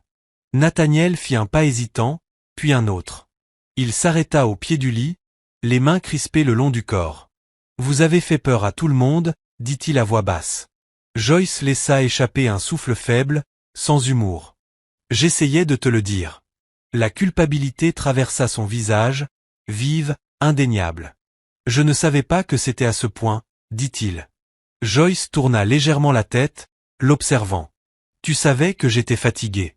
Tu savais que je te demandais d'arrêter. »« Ce n'est pas la même chose, » répondit-il presque sur la défensive. « Tu n'as jamais dit que tu étais sur le point de t'effondrer. » La voix de Joyce était douce mais ferme. « Les gens comme moi n'ont pas le luxe d'attendre que ce soit le bon moment pour être crus. » Les mots retombèrent lourdement entre eux. Nathaniel baissa les yeux vers le sol. « Ils disent que tu as besoin de repos. De vrai repos. » Elle hocha la tête. « Je sais. » Le silence s'étira. « Je suis resté, » dit-il soudain. Joyce fronça légèrement les sourcils. « Resté?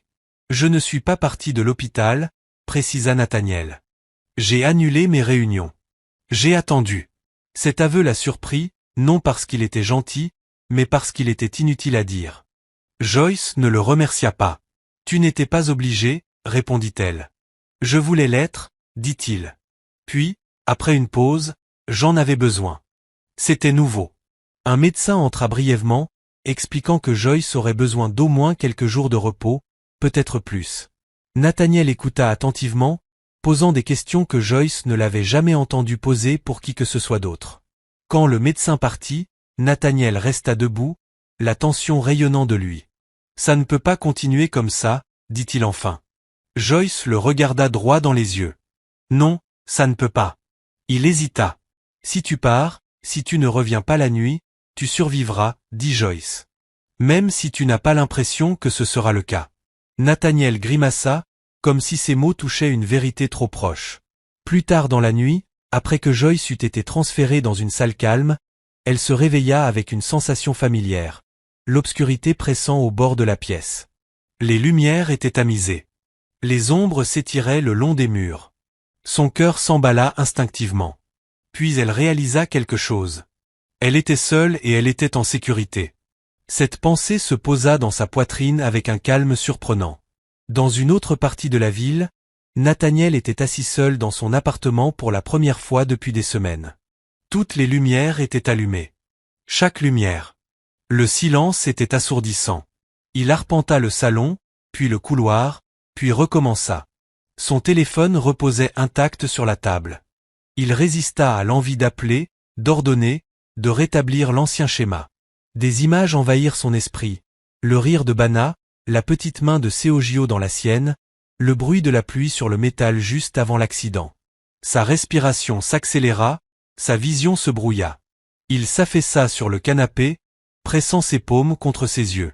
C'était ce qu'il avait évité, et maintenant il n'y avait plus personne pour l'absorber à sa place. À l'hôpital, Joyce dormit profondément pour la première fois depuis des semaines. Le lendemain matin, Madame Béatrix Noy arriva sans prévenir. Joyce la regarda s'approcher du lit, son expression soigneusement composée. « J'ai appris ce qui s'est passé, » dit Madame Noy. « C'est regrettable. » Joyce haussa un sourcil. « Regrettable ?» Madame Noy soupira. « Il y a des questions maintenant. Le conseil a été informé. Ce genre d'incident ne reste pas discret. » Joyce sentit une nervosité lui serrer la poitrine. « Quel genre de questions ? Sur votre charge de travail, votre emploi du temps, votre santé, » répondit Madame Noy. « Et sur les raisons d'une telle pression. » Joyce soutint son regard. « Et qu'avez-vous répondu ? » J'ai dit que je n'avais pas connaissance de toute l'ampleur, admit Madame Noy. Joyce hocha lentement la tête. « C'est honnête. » Madame Noy avait l'air mal à l'aise. « Vous devriez vous reposer, dit-elle sèchement. » Nous discuterons de votre poste quand vous sortirez. Après son départ, Joyce fixa le plafond, l'esprit en ébullition. Au 3e jour, des rumeurs avaient atteint la salle du conseil. Monsieur Samuel Adabola, membre senior du conseil, demanda un examen formel des affectations de nuit. Les ressources humaines sortirent les dossiers. Les registres de sécurité furent examinés. Des schémas apparurent, impossibles désormais à balayer comme de simples coïncidences. Nathaniel fut convoqué. Il arriva aussi calme que toujours, mais ceux qui le connaissaient bien remarquèrent la tension sous son assurance. Pourquoi une seule employée était-elle affectée chaque nuit sur le site? Demanda monsieur Adabola. Nathaniel ne répondit pas immédiatement. Pour assurer la continuité opérationnelle, dit-il enfin. Monsieur Adabola croisa les mains.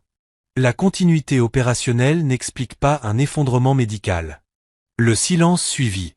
Cet après-midi-là, Joyce reçut un message sur son téléphone. Nous devons parler. Le numéro était inconnu. Puis un autre message arriva.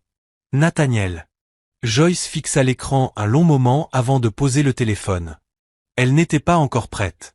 Pour la première fois depuis qu'elle avait pris ce poste, elle s'autorisa à faire passer son corps avant l'obligation. Elle but de l'eau lentement. Elle regarda la lumière glisser sur le sol de l'hôpital. Elle écouta les sons de la vie ordinaire continuer autour d'elle. Quelque chose d'irréversible s'était produit. Son effondrement avait révélé la vérité plus fort que ses mots n'auraient jamais pu le faire. Et désormais, que Nathaniel Kofi Adu soit prêt ou non, les rouages du pouvoir qu'il cachait étaient enfin sous surveillance. L'enquête commença discrètement, presque poliment. Aucun communiqué de presse, aucune suspension spectaculaire, seulement des courriels marqués confidentiels, des invitations à des réunions apparaissant sans explication, et un changement subtil dans la manière dont les gens se parlaient à l'intérieur de Kofi Adu Global Holdings. Joyce Sebugwo le ressentait même depuis son lit d'hôpital, dans le ton précautionneux des appels qu'elle recevait et dans les silences qui s'attardaient un peu trop longtemps. Monsieur Samuel Adabola présida la première réunion interne d'examen. Ce n'était pas un homme bruyant. Il n'élevait pas la voix et n'accusait pas. Il posait des questions lentement, méthodiquement, comme s'il posait des briques une à une, construisant une structure que personne ne pourrait nier une fois achevée. Combien de nuits consécutives Madame Sebugwo a-t-elle été programmée à l'étage exécutif? Demanda-t-il aux ressources humaines. La directrice des RH s'éclaircit la gorge. 17, répondit-elle. Sans rotation formelle ni autorisation distincte. Toutes les affectations nécessitent une approbation exécutive, ajouta-t-elle. Dans ce cas, l'approbation provenait du bureau du PDG. Le silence suivit. Pas un choc, mais un poids. Les registres de sécurité le confirmèrent. Les données des badges d'accès le cartographièrent. Les images des caméras, examinées avec soin et retenues avec prudence, montraient Joyce entrant à l'étage exécutif nuit après nuit, toujours seule.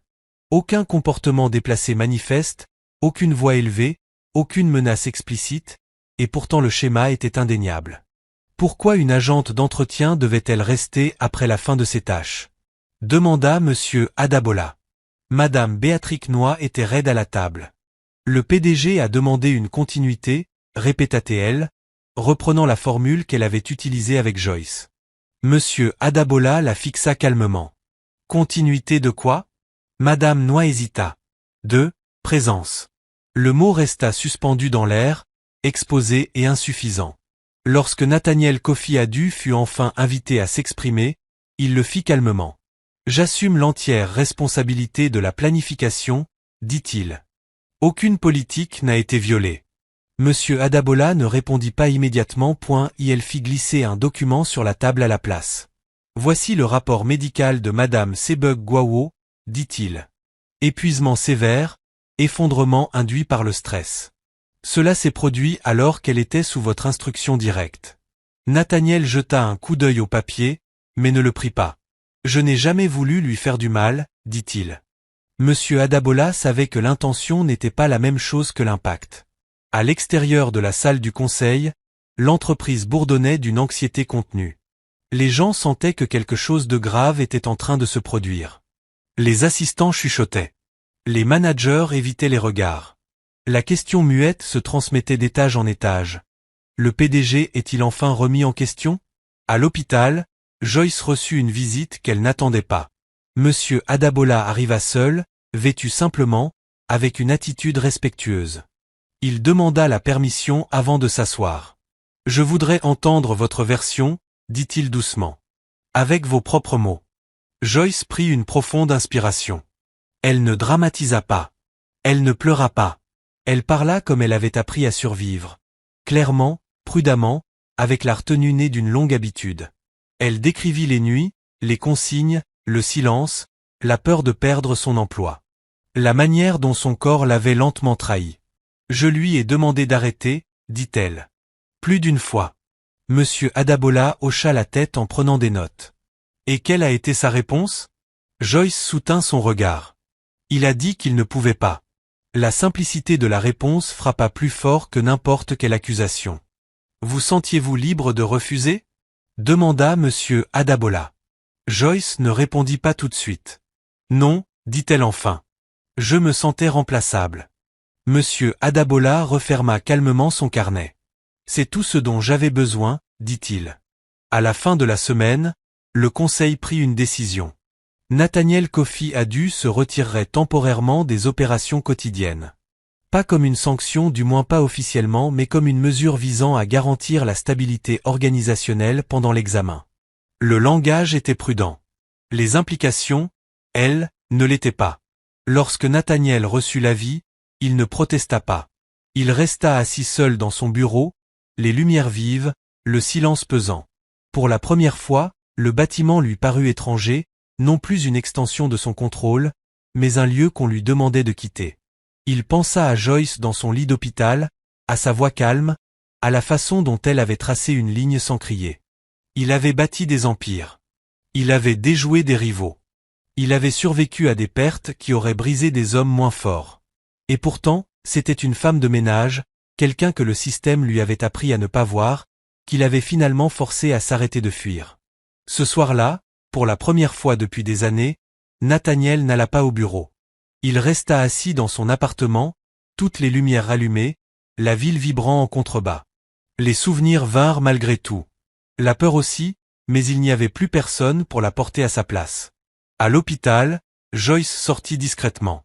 Madame Béatrix Noya lui rendit visite une dernière fois, cette fois sans l'autorité dont elle s'était jusque-là entourée. « Vous serez placé en congé administratif », dit-elle. « Avec maintien de salaire. » Joyce hocha la tête. « Merci. » Il y eut un silence gêné. « Je n'ai pas bien géré les choses, » admit Madame Noy. « J'avais peur. » Joyce l'observa un instant. « Moi aussi, » répondit-elle. « La différence, c'est que je n'avais aucun pouvoir derrière lequel me cacher. » Madame Noy détourna le regard, la honte traversant son visage.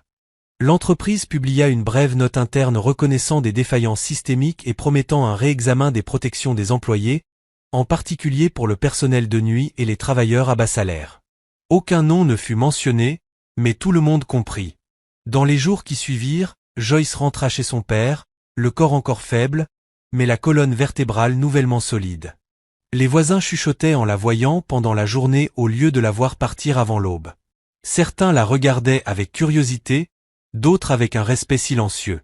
Son père la surveillait attentivement pendant qu'elle se reposait. « Tu n'as pas disparu, » dit-il un après-midi. « C'est important. » Joyce esquissa un sourire. « J'ai failli, mais toi, tu ne l'as pas fait, » répondit-il. « Parce que tu as parlé. » À l'autre bout de la ville, Nathaniel rencontra le docteur Lindawe Kumalo pour la première fois depuis des années. Cette fois, il ne s'agissait pas d'une formalité. Il s'assit en face d'elle, les mains jointes, les yeux fatigués. « J'ai utilisé l'endurance de quelqu'un d'autre comme béquille, » dit-il à voix basse. « Et quand elle s'est brisée, j'ai accusé l'obscurité. » Le docteur Kumalo écouta sans jugement. « De quoi avez-vous peur maintenant ?» demanda-t-elle. Nathaniel expira. De devoir affronter les nuits seule. Elle hocha la tête. C'est là que la guérison commence. Chez Kofiadu Global Holdings, l'équilibre du pouvoir avait changé. Pas dans un fracas, pas par vengeance, mais par la responsabilité. Et au centre de tout cela se tenait Joyce Sebuo, plus invisible, plus silencieuse. Son effondrement avait accompli ce que l'endurance n'avait jamais pu faire. Il avait forcé la vérité à sortir à la lumière. Joyce Sebug-Gwawo n'avait jamais imaginé parler dans une salle de conseil. Elle en avait nettoyé beaucoup, poli les tables jusqu'à ce qu'elles reflètent les visages comme des miroirs, disposé les chaises en parfaite symétrie, effacé les empreintes des mains puissantes. Mais être assise à la table, invitée et non ordonnée, lui semblait irréel. La pièce sentait le même mélange de bois ciré, de café et d'autorité silencieuse, mais l'équilibre intérieur avait changé. Monsieur Samuel Adabola ouvrit la séance avec un calme mesuré. « Nous sommes ici pour entendre Madame Sebug-Gwawo, dit-il. Pas pour la contredire, pas pour l'interrompre, mais pour l'écouter. » Joyce hocha la tête. Ses mains reposaient à plat sur la table. Elle avait choisi une robe simple, repassée et modeste, comme celle qu'elle portait à l'église. Elle ne voulait pas être un spectacle. Elle voulait être elle-même. En face d'elle se trouvaient des membres du conseil, des ressources humaines, des conseillers juridiques. Madame Béatrix Noy était là aussi, les yeux baissés. Une chaise vide marquait l'absence de Nathaniel Kofi-Adu. Il n'avait pas été invité. « Prenez votre temps, madame », dit doucement Adabola. Joyce s'inspira. « J'ai travaillé pour cette entreprise parce que j'avais besoin de stabilité », commença-t-elle. Ma voix était stable, même si son cœur battait à tout rompre. J'étais reconnaissante pour ce travail. J'ai suivi les instructions. Je n'ai pas posé de questions. Elle fit une pause, laissant la vérité s'installer. Quand on m'a affecté à l'étage exécutif la nuit, j'ai supposé que c'était temporaire. J'ai supposé qu'il y avait un but lié à mon travail. Il n'y en avait pas. Elle décrivit simplement les nuits, comment on lui demandait de rester, de s'asseoir, de demeurer visible. Comment il n'y avait pas de tâche, seulement une présence. Comment les heures s'étiraient et le sommeil disparaissait. Elle parla de la peur de perdre son emploi, de la maladie de son père, du calcul qu'elle faisait chaque nuit entre survie et dignité. J'ai demandé que le planning change, dit-elle. J'ai demandé à être remplacée. J'ai demandé une explication. Elle leva alors les yeux, croisant ceux qui avaient le pouvoir de décider. On m'a dit de baisser la tête. Un murmure discret parcourut la salle, vite étouffé. Je veux être clair, poursuivit Joyce. Je n'ai pas été touchée. Je n'ai pas été menacée par des mots. Mais je n'étais pas libre. Elle avala sa salive. La liberté ne se résume pas à des portes verrouillées. Elle dépend aussi de la possibilité de dire non sans conséquence. Monsieur Adabola hocha lentement la tête. Joyce parla de l'effondrement, des vertiges, du bourdonnement dans ses oreilles au moment où son corps refusa de continuer ce que sa volonté lui imposait. Elle parla de son réveil à l'hôpital, du repos dont on lui avait dit qu'elle avait besoin et qu'on ne lui avait jamais permis de prendre. Quand les gens ont demandé pourquoi c'était arrivé, dit-elle, certains se sont demandé pourquoi je n'étais pas parti plus tôt. Elle soutint de nouveau leur regard, sans faiblir. Parce que partir coûte de l'argent. Partir coûte des médicaments. Partir coûte la sécurité. Pour des gens comme moi, rester est souvent l'option la moins dangereuse, jusqu'à ce que ce ne le soit plus. Le silence emplit la salle, dense et attentif. Je ne suis pas ici pour punir qui que ce soit, dit Joyce. Je suis ici parce que ce qui m'est arrivé pourrait arriver à quelqu'un d'autre, et la prochaine fois, la personne pourrait ne pas se réveiller à l'hôpital. Monsieur Adabola joignit les mains. Merci, Madame Sebug-Gwawo. Les conseillers juridiques posèrent quelques questions de clarification. Joyce y répondit sans exagération. Les ressources humaines interrogèrent les mécanismes de signalement. Joyce expliqua comment les avertissements informels et les rapports de pouvoir rendaient toute plainte formelle impossible. Quand la séance prit fin, Joyce se leva sur des jambes encore incertaines. Elle fut escortée dans le couloir, non par précaution mais par courtoisie. Elle s'appuya contre le mur, respirant profondément. Madame Béatrix Noy s'approcha d'elle. « Je suis désolée, dit-elle à voix basse. Les mots semblaient préparés, mais le tremblement en dessous était réel. J'ai choisi la sécurité plutôt que de faire ce qui était juste. Joyce hocha la tête. Je sais. Me pardonnerez-vous? Demanda Madame Noy après une hésitation. Joyce réfléchit. Je ne suis pas prête à pardonner, dit-elle honnêtement. Mais je suis prête à avancer. C'était plus que ce que Madame Noy attendait. La réponse du conseil fut rapide. Une annonce interne à toute l'entreprise déclara des changements immédiats. Rotation obligatoire pour les affectations de nuit, interdiction de toute présence non essentielle après les heures de travail, canaux de signalement indépendants pour le personnel à bas salaire, et supervision externe des demandes exécutives affectant le bien-être des employés. Aucun nom ne fut prononcé publiquement, mais la responsabilité avait désormais une forme, et tout le monde la reconnaissait.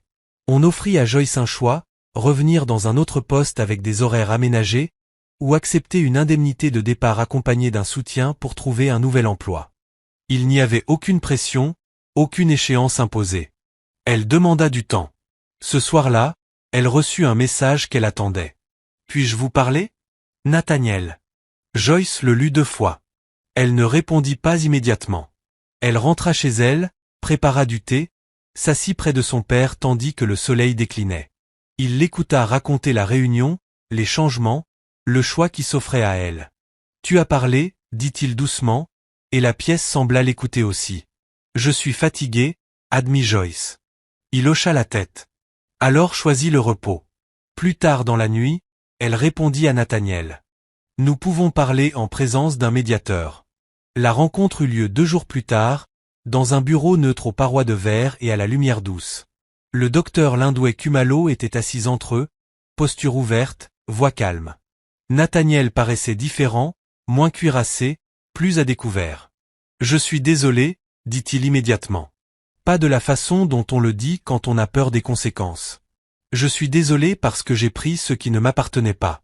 Joyce écouta. Elle ne hocha pas la tête. Elle ne l'interrompit pas. J'ai utilisé ta présence pour éviter mon propre travail, poursuivit-il. Je me suis dit que je ne te faisais pas de mal parce que je n'étais pas violent. C'était un mensonge. Joyce sentit le poids de ses mots. Je suis contente que tu puisses le dire, répondit-elle. Mais le dire n'annule pas ce qui s'est passé. Je sais, dit Nathaniel. Je ne demande pas le pardon. Je demande à rendre des comptes. Il expliqua sa décision de se retirer complètement afin de s'engager dans un traitement sans condition et d'accepter la supervision du conseil. Il proposa une réparation, non comme une monnaie d'échange, mais comme une reconnaissance. Joyce l'observa, puis se tourna vers le docteur Khumalo. Je ne veux pas que ma vie soit liée à sa guérison, dit-elle. Je veux de la distance. Le docteur Khumalo hocha la tête. C'est raisonnable. La réunion se termina sans réconciliation, sans promesse de rédemption, et cela suffisait. Joyce choisit de ne pas retourner dans l'entreprise. Elle accepta l'indemnité de départ et l'accompagnement proposé, s'inscrivit à une courte formation certifiante en gestion des installations mieux rémunérée et avec des horaires stables. Les nuits lui appartenaient enfin. Lors de son dernier jour dans le centre-ville, elle passa devant l'immeuble de verre sans lever les yeux. Elle n'en avait pas besoin. Elle avait parlé. Le système avait bougé. Et même si la route devant elle restait incertaine, une chose était claire. Sa voix avait du poids et elle avait changé bien plus que sa propre vie. Nathaniel Kofiadu quitta l'immeuble sans cérémonie.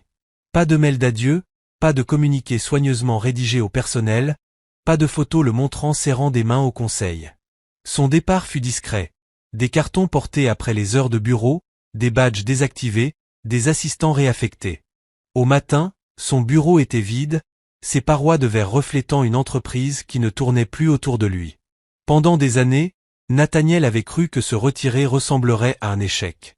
À la place, cela ressemblait à une mise à nu.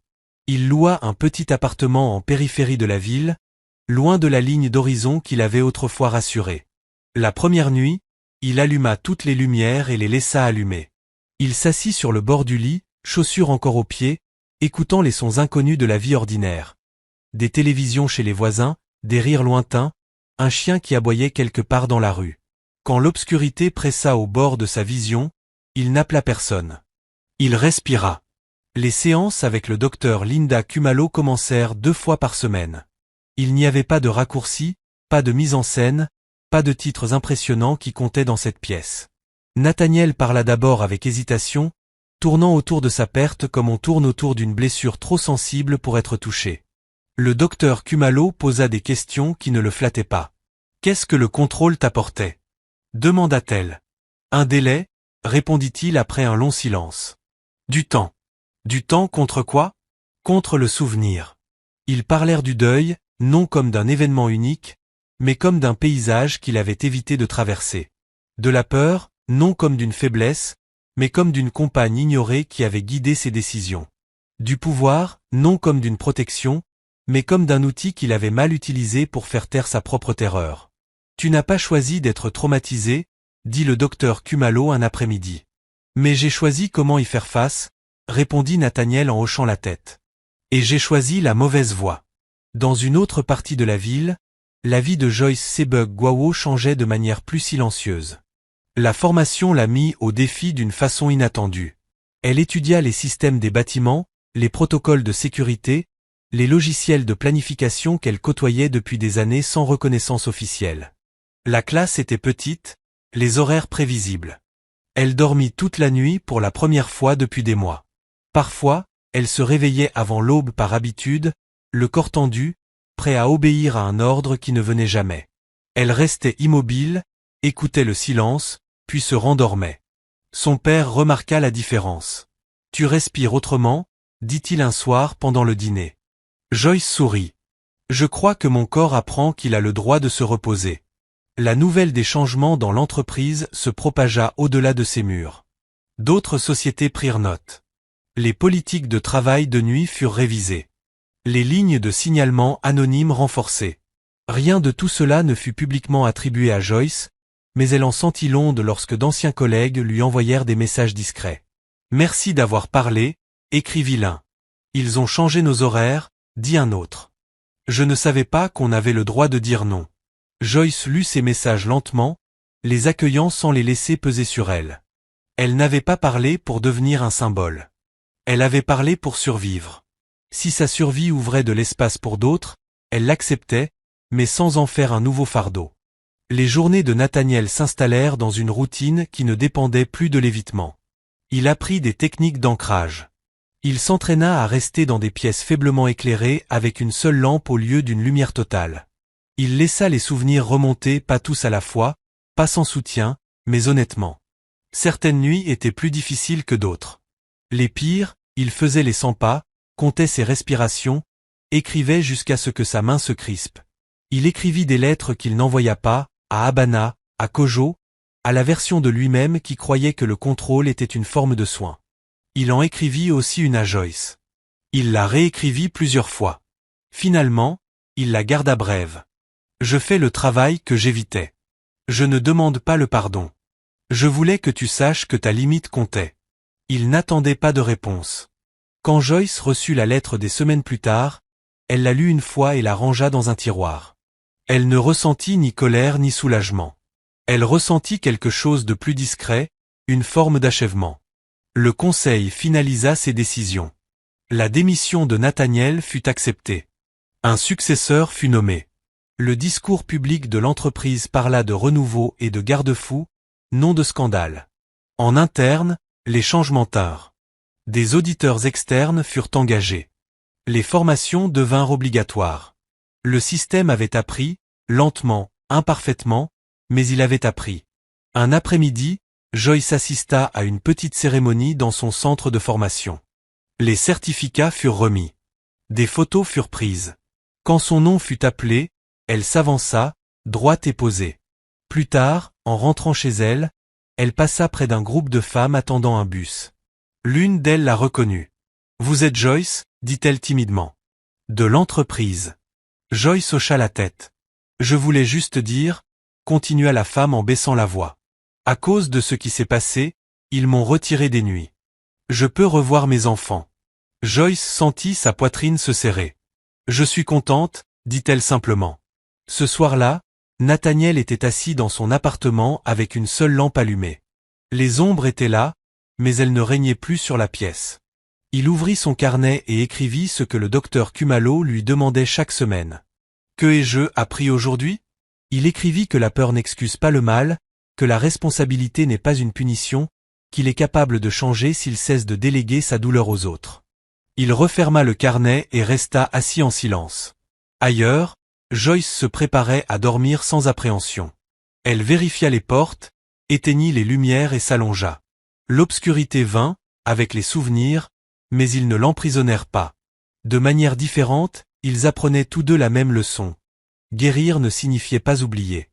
Cela signifiait refuser de répéter le mal. Et pour la première fois depuis que leur vie s'était croisée dans cette tour de verre, Joyce Sébugu et Nathaniel Kofiadu avançaient pas ensemble, pas réconciliés, mais honnêtes. Et pour l'instant, cela suffisait. La justice n'arriva pas avec des applaudissements. Elle arriva sous forme de documents, de politiques, de réunions interminables et de décisions irréversibles une fois signées. Elle arriva sans gros titre, sans nommer Joyce Sébugu, et sans règlement de compte public qui aurait satisfait le goût du spectacle. Mais elle arriva malgré tout, solide, procédurale et durable. Chez Kofiadu Global Holdings, les changements se figèrent en pratique. Les affectations de nuit ne furent plus discrétionnaires. Toute présence après les heures de travail nécessitait une justification écrite, examinée par un comité indépendant. Des règles de présence à deux furent imposées pour les services tardifs. Les journaux de sécurité furent audités chaque semaine. Les circuits de signalement des ressources humaines furent reconstruits afin que les agents d'entretien, les gardes et le personnel junior puissent s'adresser à quelqu'un en dehors de leur chaîne hiérarchique. Les sessions de formation devinrent obligatoires.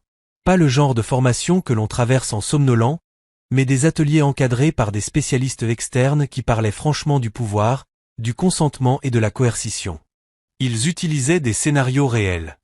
Ils nommaient les vérités inconfortables que la plupart des entreprises préféraient éviter. Certains dirigeants résistèrent discrètement, d'autres ouvertement. C'est excessif, se plaignit un cadre supérieur lors d'une réunion à huis clos. Nous punissons la direction pour des problèmes personnels. Monsieur Samuel Adabola n'éleva pas la voix. Il répondit simplement. Nous corrigeons un système qui a permis à des problèmes personnels de devenir un préjudice organisationnel. La distinction était importante. Le Conseil approuva la création d'un rôle permanent de supervision. Un bureau d'ombudsman doté de l'autorité nécessaire pour enquêter sur toute demande imposant une charge indue aux employés vulnérables. Ce bureau était indépendant et rendait compte directement au conseil d'administration, et non à la direction. Le système avait appris lentement, mais de façon décisive. Joyce observait ces évolutions à distance. Ses journées étaient désormais remplies de cours, d'évaluations pratiques et de la satisfaction nouvelle d'apprendre des compétences qui élargissaient ses options au lieu de les restreindre. Elle entrait dans les bâtiments en tant que stagiaire superviseur des installations, et non comme quelqu'un destiné à passer inaperçu. Les gens lui posaient des questions, écoutaient ses réponses. Pourtant, les échos du passé n'avaient pas disparu. Un après-midi, lors d'une visite de site, un superviseur suggéra avec désinvolture qu'elle reste tard, juste pour être sûre. La phrase la frappa comme une rafale d'air glacé. Joyce sentit son corps se tendre instinctivement. Elle inspira. « Je ne peux pas, » dit-elle calmement. Et il n'y a aucune nécessité opérationnelle. Le superviseur cligna des yeux, surpris, puis hocha la tête. « Vous avez raison. On va reprogrammer. » Joyce s'éloigna, le dos droit, une victoire silencieuse se déposant dans sa poitrine. Elle apprenait que la justice ne concernait pas seulement ce qui était arrivé à Nathaniel Kofiadu. Elle concernait l'espace qui s'ouvrait lorsqu'une personne disait non et était entendue. Nathaniel observait les changements depuis la marge. Il n'intervenait pas. Il ne faisait pas de lobbying. Il ne cherchait pas à influencer le récit. L'entreprise ne lui appartenait plus à façonner. Et cela aussi faisait partie du règlement de compte. Sa thérapie s'approfondit. La docteure Lindowe Kumalo le guida à travers des expositions qu'il aurait autrefois évitées. Tamiser progressivement les lumières, rester seul pendant les premières heures de la nuit, laisser les souvenirs remonter sans leur échapper. Certaines séances se terminaient par un épuisement total, les mains tremblantes, les yeux rougis. Le progrès n'a pas l'air impressionnant, lui rappelait-elle. Il a l'air constant. Il apprit à mesurer le succès autrement, non par la domination ou le contrôle, mais par la retenue. Une nuit particulièrement difficile, il faillit attraper son téléphone. L'impulsion était vive, familière. Pendant un instant, l'ancienne logique surgit, un appel rendrait tout cela plus facile. Il reposa le téléphone. Le lendemain matin, il écrivit dans son carnet. « J'ai ressenti l'envie. Je n'y ai pas cédé. » La phrase semblait petite sur la page. En réalité, elle était immense. Publiquement, l'absence de Nathaniel suscita des spéculations. Des analystes se demandaient s'il réapparaîtrait ailleurs, s'il lancerait une nouvelle entreprise, s'il retrouverait de l'influence. Il refusa les interviews. Il déclina les offres assorties de conditions qu'il ne pouvait accepter. Je ne suis pas prêt à diriger, dit-il franchement à un investisseur. Et je ne ferai pas semblant du contraire. Cette honnêteté ferma des portes. Elle en ouvrit aussi d'autres. Joyce termina sa certification avec mention. Une entreprise de gestion des installations de taille moyenne lui proposa un poste de supervision avec des horaires clairs, des politiques transparentes et une équipe comprenant d'autres femmes ayant appris à évoluer dans des environnements dominés par les hommes sans s'excuser. Le premier jour, elle s'adressa brièvement à son équipe. « J'attends du professionnalisme, dit-elle. Et j'attends du respect. Si quelqu'un se sent en danger ou sous pression, vous venez me voir. On règle ça ensemble. » Ils acquiescèrent, non par crainte, mais par reconnaissance. Quelques semaines plus tard, Joyce fut invitée à contribuer anonymement à une table ronde sur les protections du travail de nuit. Elle accepta à une condition, que l'accent reste mis sur les systèmes, pas sur les histoires. Les histoires comptent, dit-elle à l'organisateur. Mais ce sont les systèmes qui protègent les gens une fois que l'histoire est terminée. Sa contribution façonna un projet de cadre adopté par plusieurs entreprises. Son nom n'y fut jamais associé publiquement. Cela lui convenait. La justice sans vengeance était plus silencieuse qu'elle ne l'avait imaginé. Elle ne nécessitait pas de détruire un homme pour prouver un point. Elle exigeait de lui retirer sa capacité de nuire et de construire quelque chose de meilleur à la place. Un soir, alors que Joyce rentrait chez elle sous des lampadaires qui ne lui semblaient plus menaçants, elle s'arrêta pour regarder le ciel s'assombrir. La nuit arriva doucement, sans ordre ni conséquence. Elle resta là, sans peur. De l'autre côté de la ville, Nathaniel était assis dans une pièce éclairée par une seule lampe. Les ombres étaient présentes, mais elles ne le dominaient plus. Il respirait à travers les souvenirs de pluie, de métal, de perte, et restait là. Tous deux vivaient avec les conséquences de la même vérité. Le pouvoir sans responsabilité corrompt tout ce qu'il touche. La responsabilité, lorsqu'elle est appliquée sans cruauté, peut guérir plus qu'elle ne brise. La justice n'était pas venue comme une punition. Elle était venue sous forme de structure. Et une fois en place, cette structure avait créé l'espace nécessaire pour que des vies continuent, changées, assagies, et enfin libres. La nuit n'appartenait plus à personne. Pour Joyce Sebug-Gwawo, cette réalisation arriva discrètement, sans cérémonie, un soir ordinaire. Elle avait terminé le dîner, lavé la vaisselle et vérifié son père, déjà endormi, sa respiration lente et régulière. La maison était sombre, éclairée seulement par une petite lampe près de la fenêtre. Dehors, Kampala suivait son rythme habituel. Des motos qui passaient, des voix lointaines, le bourdonnement de la vie qui continuait. Joyce resta immobile un instant, à écouter. Il n'y avait aucune tension dans ses épaules, aucun compte à rebours instinctif dans sa poitrine, aucune attente d'un message, d'un ordre, d'une convocation qui la replongerait dans la peur de quelqu'un d'autre. Elle éteignit la lampe et alla dans sa chambre. L'obscurité arriva et resta, et il ne se passa rien. Elle s'allongea sur son lit, les yeux ouverts au début, laissant le silence s'installer. Pendant des mois, l'obscurité avait signifié vigilance. Être vue, être requise, être piégée. À présent, ce n'était que la nuit, une frontière entre les jours, un endroit où le repos était permis. Joyce ferma les yeux et s'endormit. Dans les semaines qui suivirent, sa vie continua de s'élargir de manière discrète. Son nouveau rôle la mettait au défi sans la consumeur.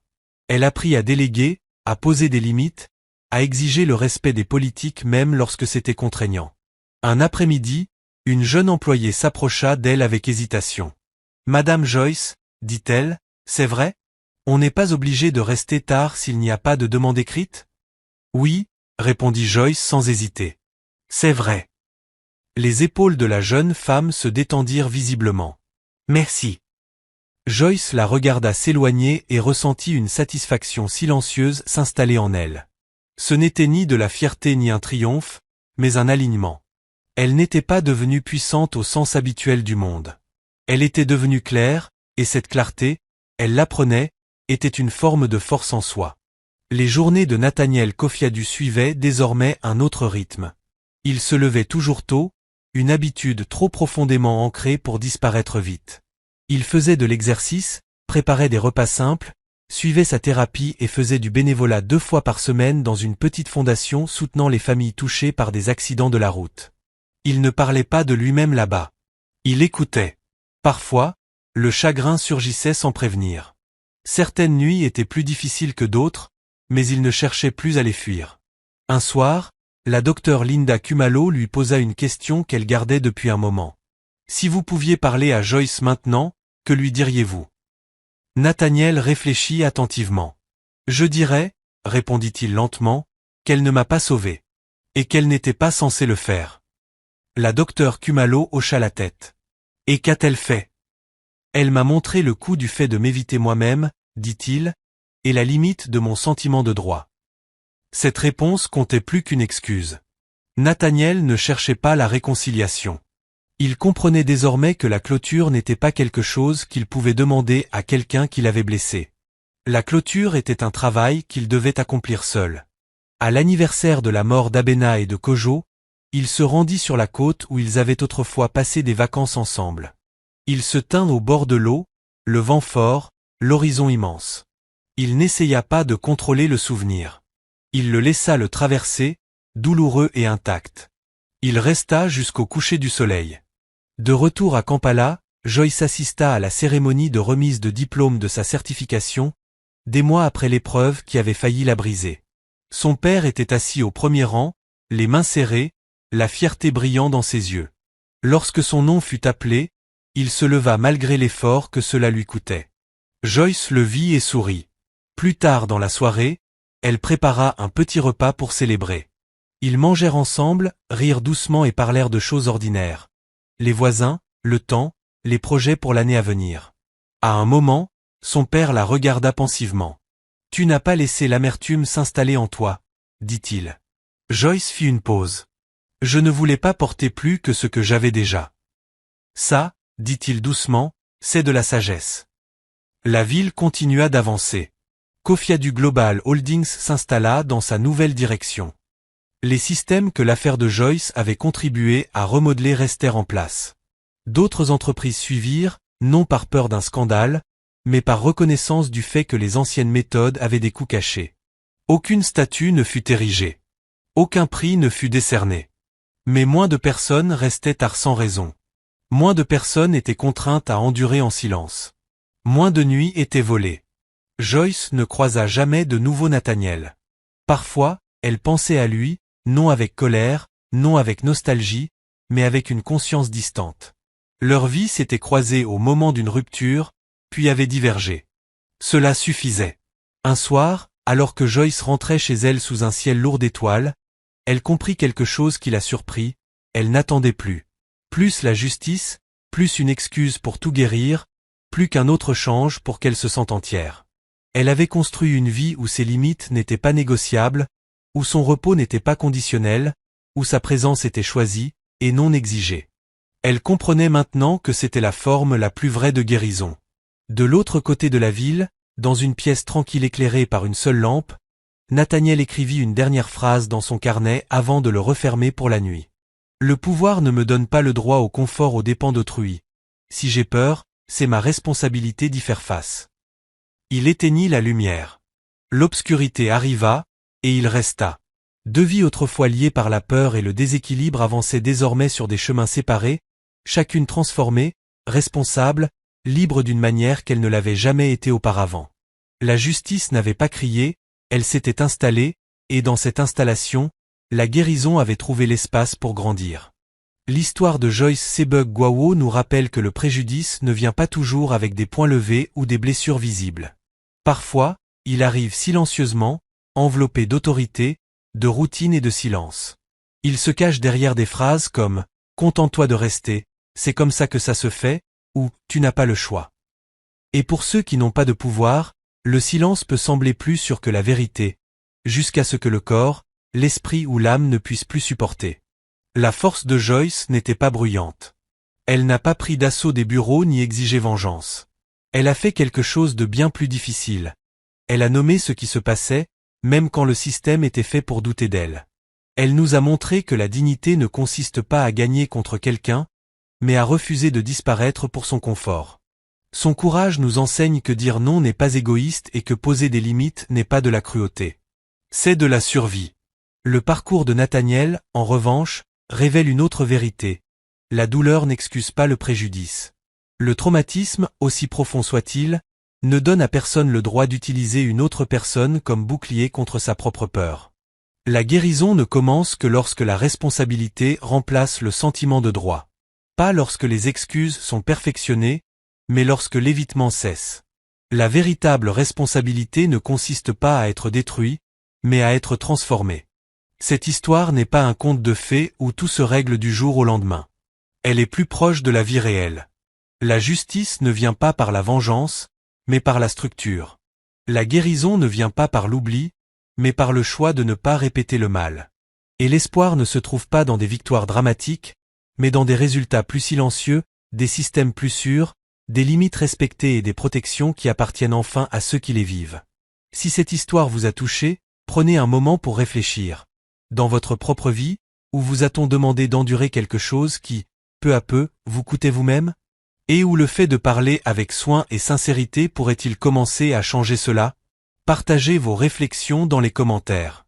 Votre voix compte, et quelqu'un qui lit vos mots pourrait en avoir plus besoin que vous ne le pensez. Et si les histoires de justice, de guérison et de dignité humaine résonnent en vous, abonnez-vous à cette chaîne et restez avec nous. D'autres histoires arrivent. Des histoires qui nous rappellent que nous ne sommes pas seuls et que le changement, même silencieux, est toujours possible.